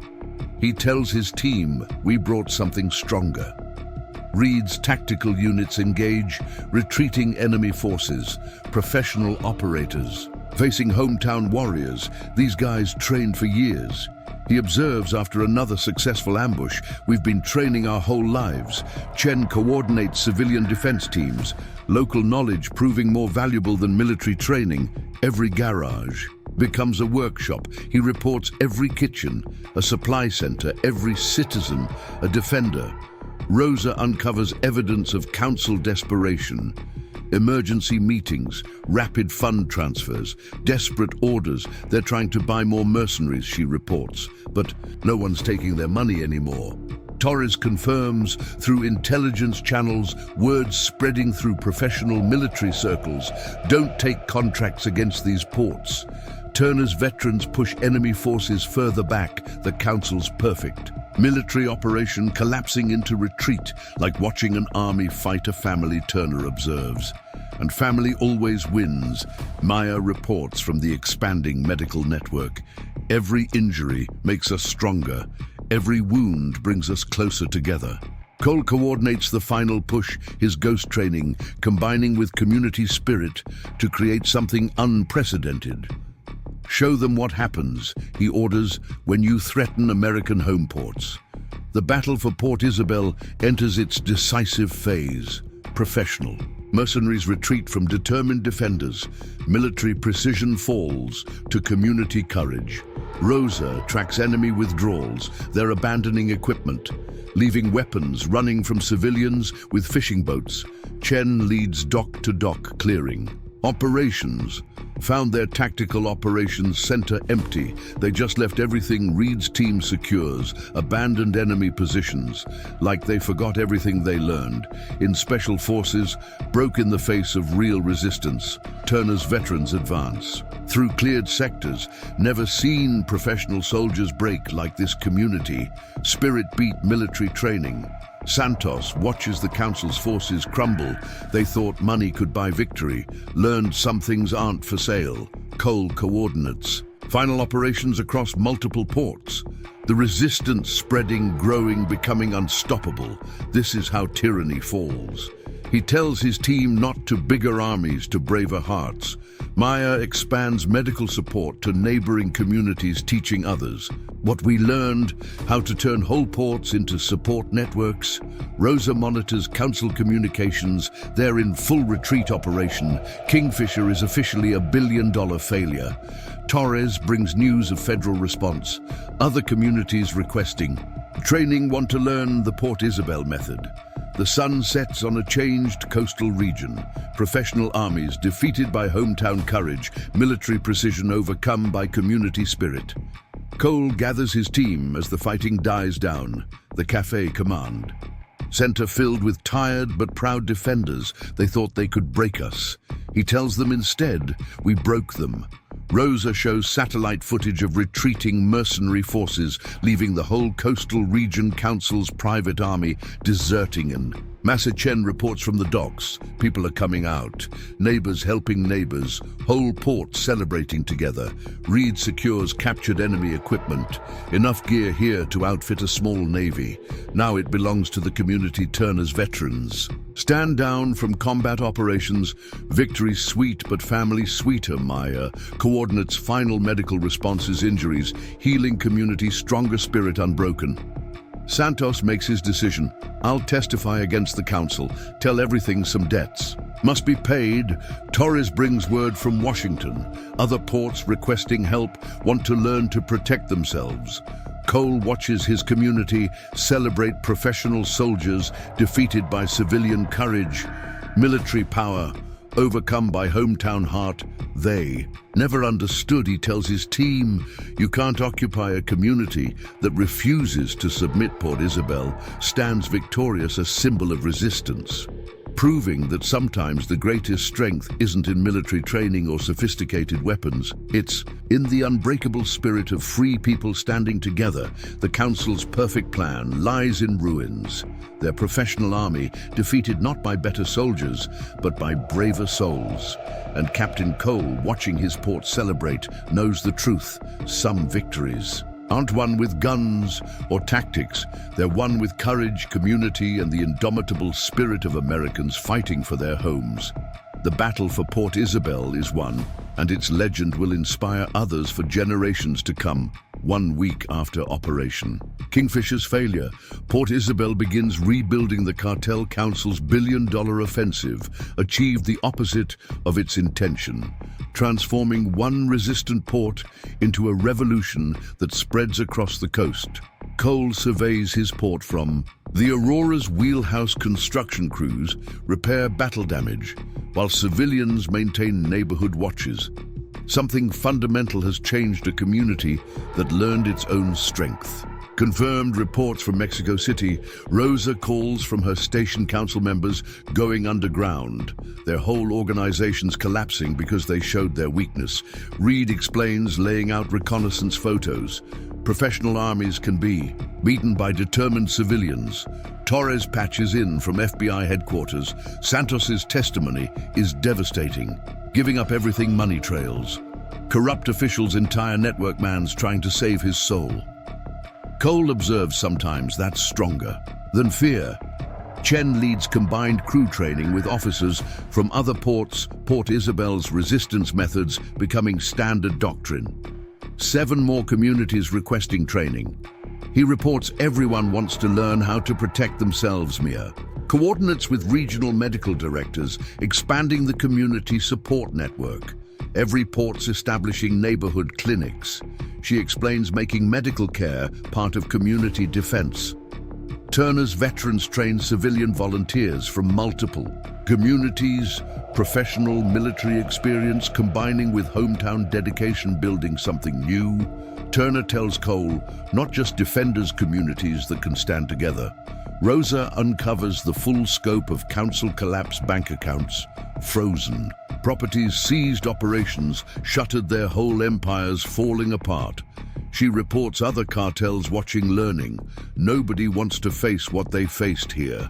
Cole gathers his core team in the Cafe Command Center, the basement headquarters now. A symbol of successful resistance. We showed them something they didn't expect. He tells his people that ordinary citizens standing together are stronger than any army. Reed leads tactical training for other ports, teaching them how to turn maritime terrain into defensive advantages, not about making them soldiers, he explains. During a session about showing them how to protect their homes, Chen's crews establish new protocols. Community involvement, becoming central to port security, changed how we think about defense. He reports not just about uniforms anymore, about everyone working together. Torres brings news of federal response governments studying the Port Isabel model, looking to implement community defense nationwide. Santos's testimony continues, revealing cartel vulnerabilities, each revelation strengthening community resistance. They built their power on fear. He tells investigators, but you showed them something stronger. Courage. Rosa establishes intelligence sharing networks between communities, ports working together, sharing information, supporting each other, creating something they can't break. She explains, because it's everywhere and nowhere. Maya's medical network becomes a model for other communities. Healthcare transforming into community service when people know they'll be cared for. She tells Cole they're not afraid to stand up. Turner's veterans expand training operations, teaching other ports, not just fighting, but unity, building armies. Cole asks him, building families. Turner corrects, that's what they really fear. The Council's remaining forces face total collapse. Professional mercenaries refusing contracts, criminal networks disintegrating. Nobody wants to fight communities anymore. Reed observes bad for business. Chen coordinates with port security across the region, Port Isabel's methods, spreading, evolving every port, developing its own style, he reports. But the core remains community standing together. Rosa tracks the revolution's spread more ports, declaring independence from cartel control, like watching dominoes fall. She says each community inspiring others. Torres brings reports from across the border.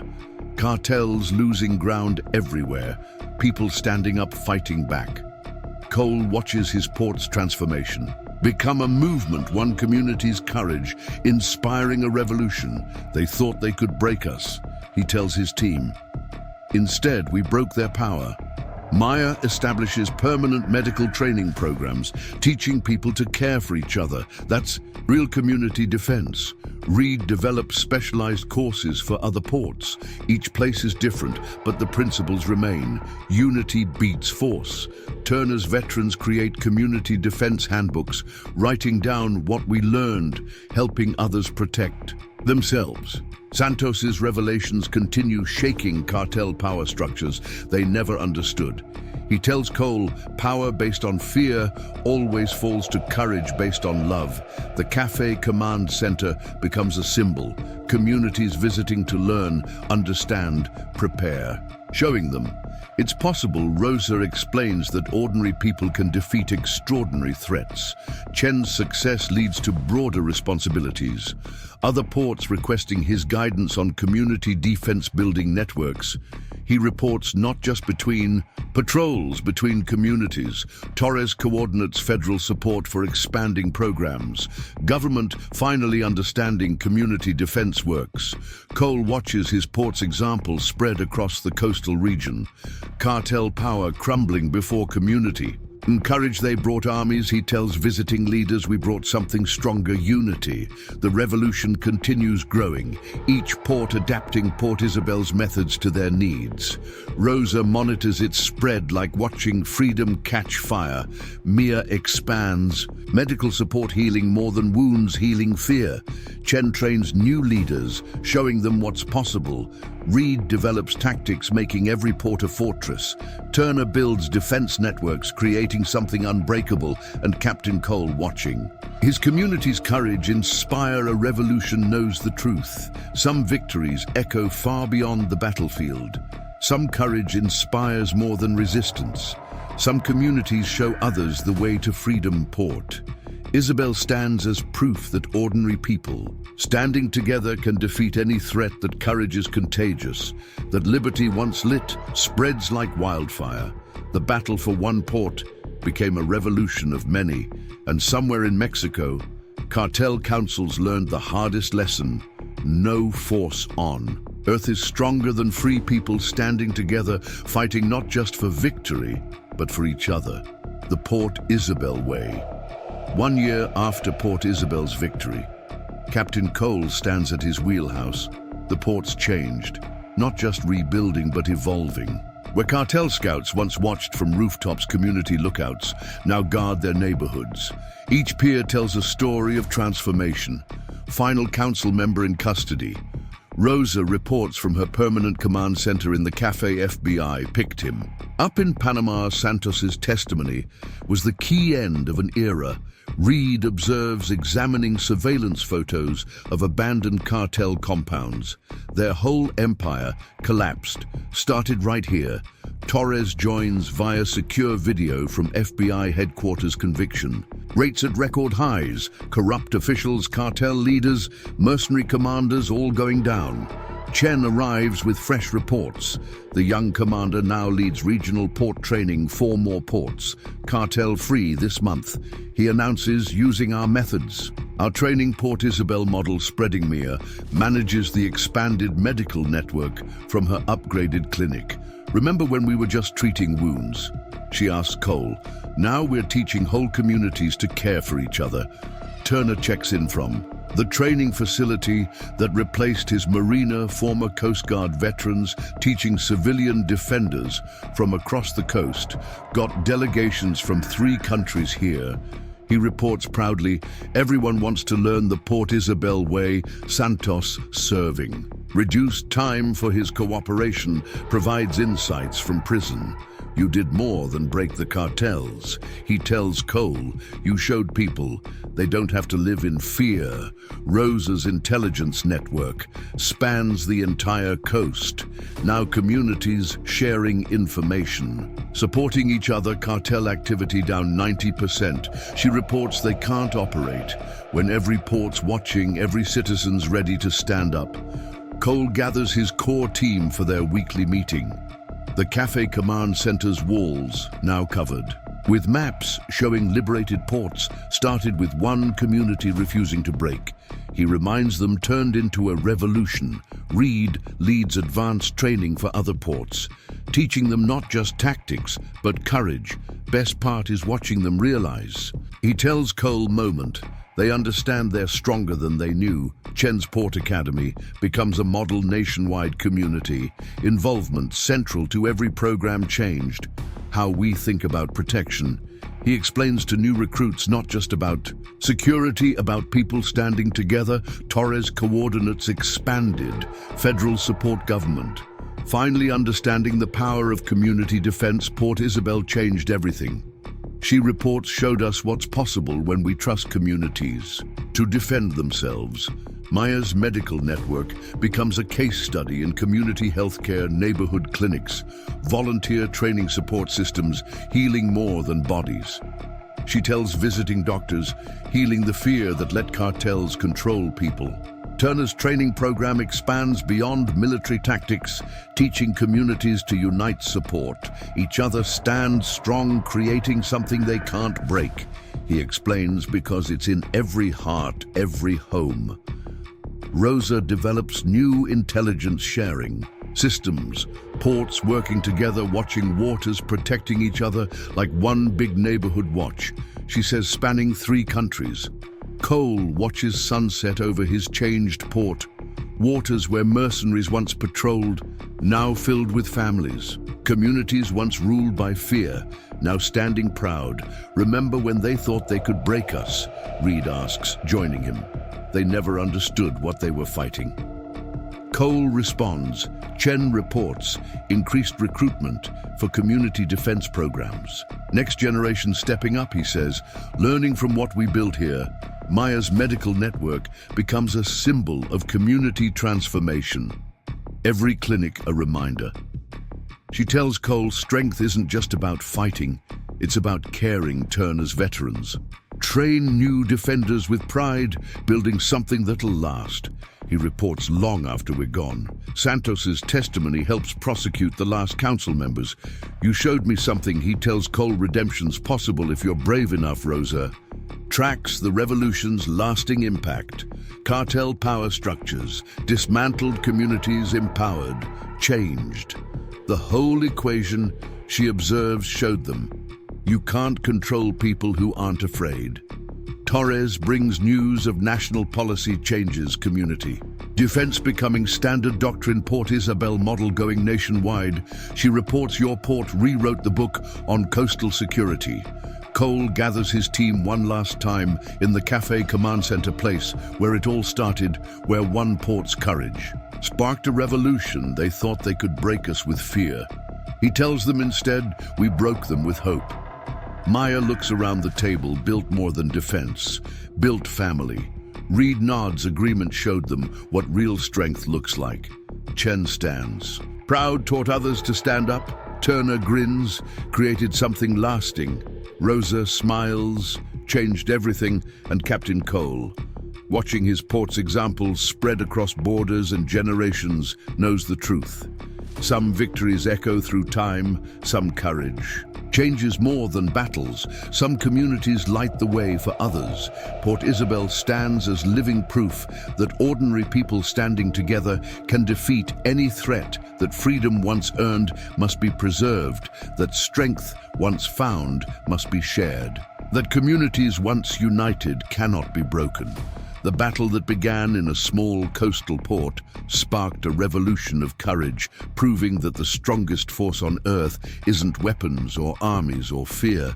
It's people standing together, fighting not just against something, but for each other. Up next, two more incredible stories are waiting for you right on your screen. If you enjoyed this one, you won't want to miss this. Just click to watch. And don't forget to subscribe. It would mean a lot. 3 months after the final battle, Cole drives his vessel down coastal channels, visiting ports, adopting the Port Isabel model. Each community shows the same transformation: citizens patrolling their own waters, neighbors watching out for each other, fear replaced by determination. Got requests from 12 more ports this week. Rosa reports through his radio she's turned the Cafe Command Center into a regional coordination hub. Everyone wants to learn how we did it, how we're still doing it. Reed corrects the former Ghost operative, now leads tactical training programs across 3 states. This isn't just about fighting cartels anymore. It's about building something permanent at a small port near Corpus Christi. Cole meets with local leaders. Their community still bears scars from cartel control, but change is visible in every determined face. Your people showed us it's possible, their harbor master tells Cole. Now we need to learn how. Chen's already there, training their port security. The young commander has grown into his role as lead instructor, teaching them. It's not about fancy gear or special tactics. He explains during a break, it's about connecting security with community, making everyone part of the solution. Mia oversees medical network expansion from Port Isabel, her model of community healthcare spreading like wildfire. 4 new clinics open this month alone. She reports via secure line, each one a symbol showing cartels can't control ports that take care of their own. Turner's training facility hosts defenders from across the coastal region, former veterans teaching everyday citizens to protect their waters. Got fishermen learning basic tactics.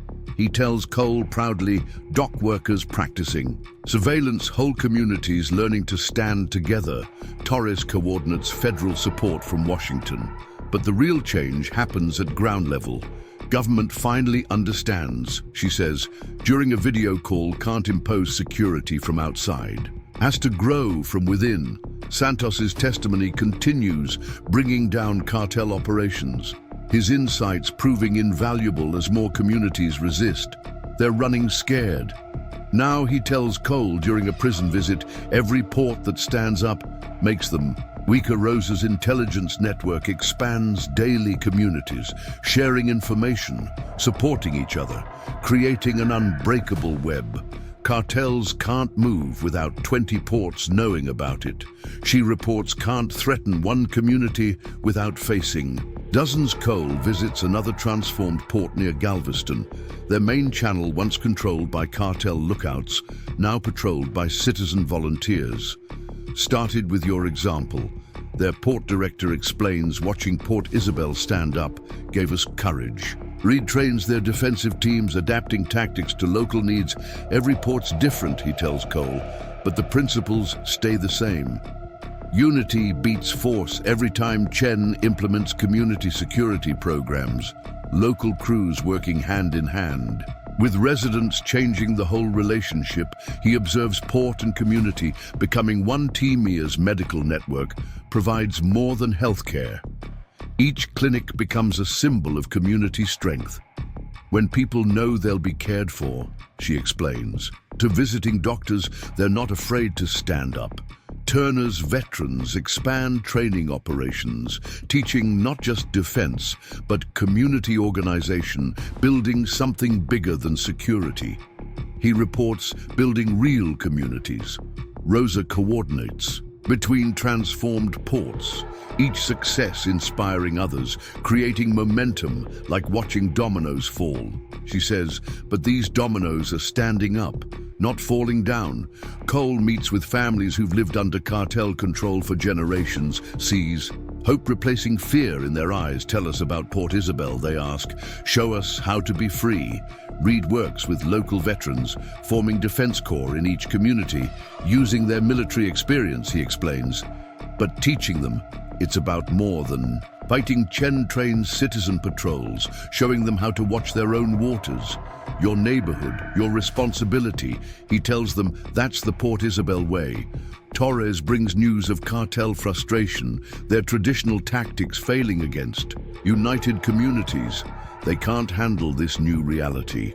She reports, can't fight entire ports standing together. Maya establishes medical training programs in each location, teaching communities to care for their own health and security go hand in hand. She explains strong communities need. Both Turner's training evolves beyond tactical defense teaching, ports to organize coordinate support, each other creating networks they can't break. He tells Cole because they're based on trust. Santos's revelations help more ports break free, each cartel weakness exposed, becoming community strength they never understood.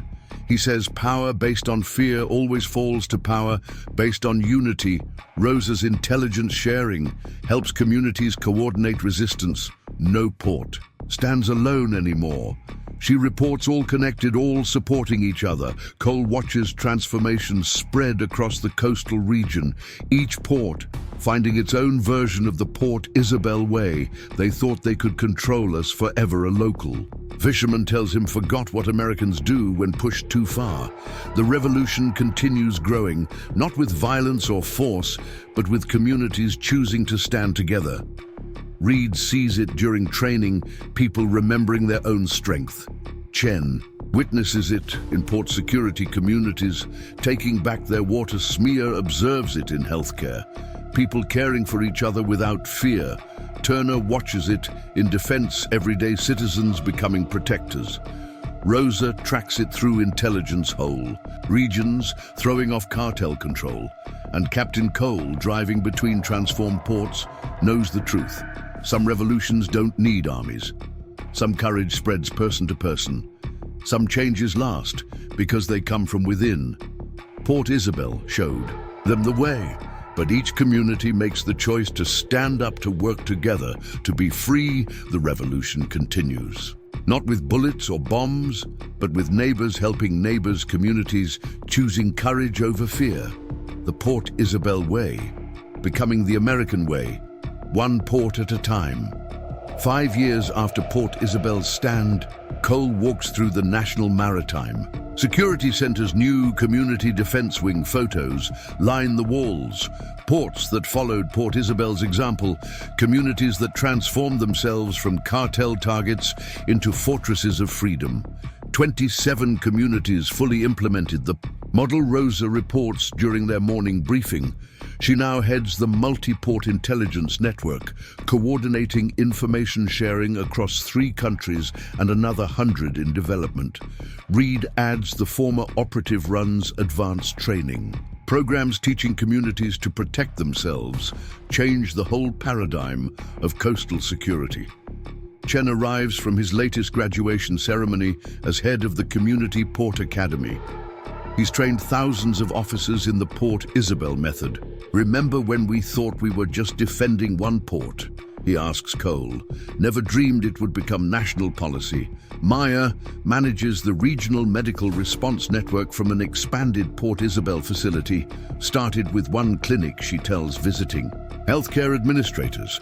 Now we've got community medical centers in every transformed port. Turner's training facility has become legendary military veterans, teaching civilian defenders, passing on not just tactics but values. Got waiting lists 3 years long.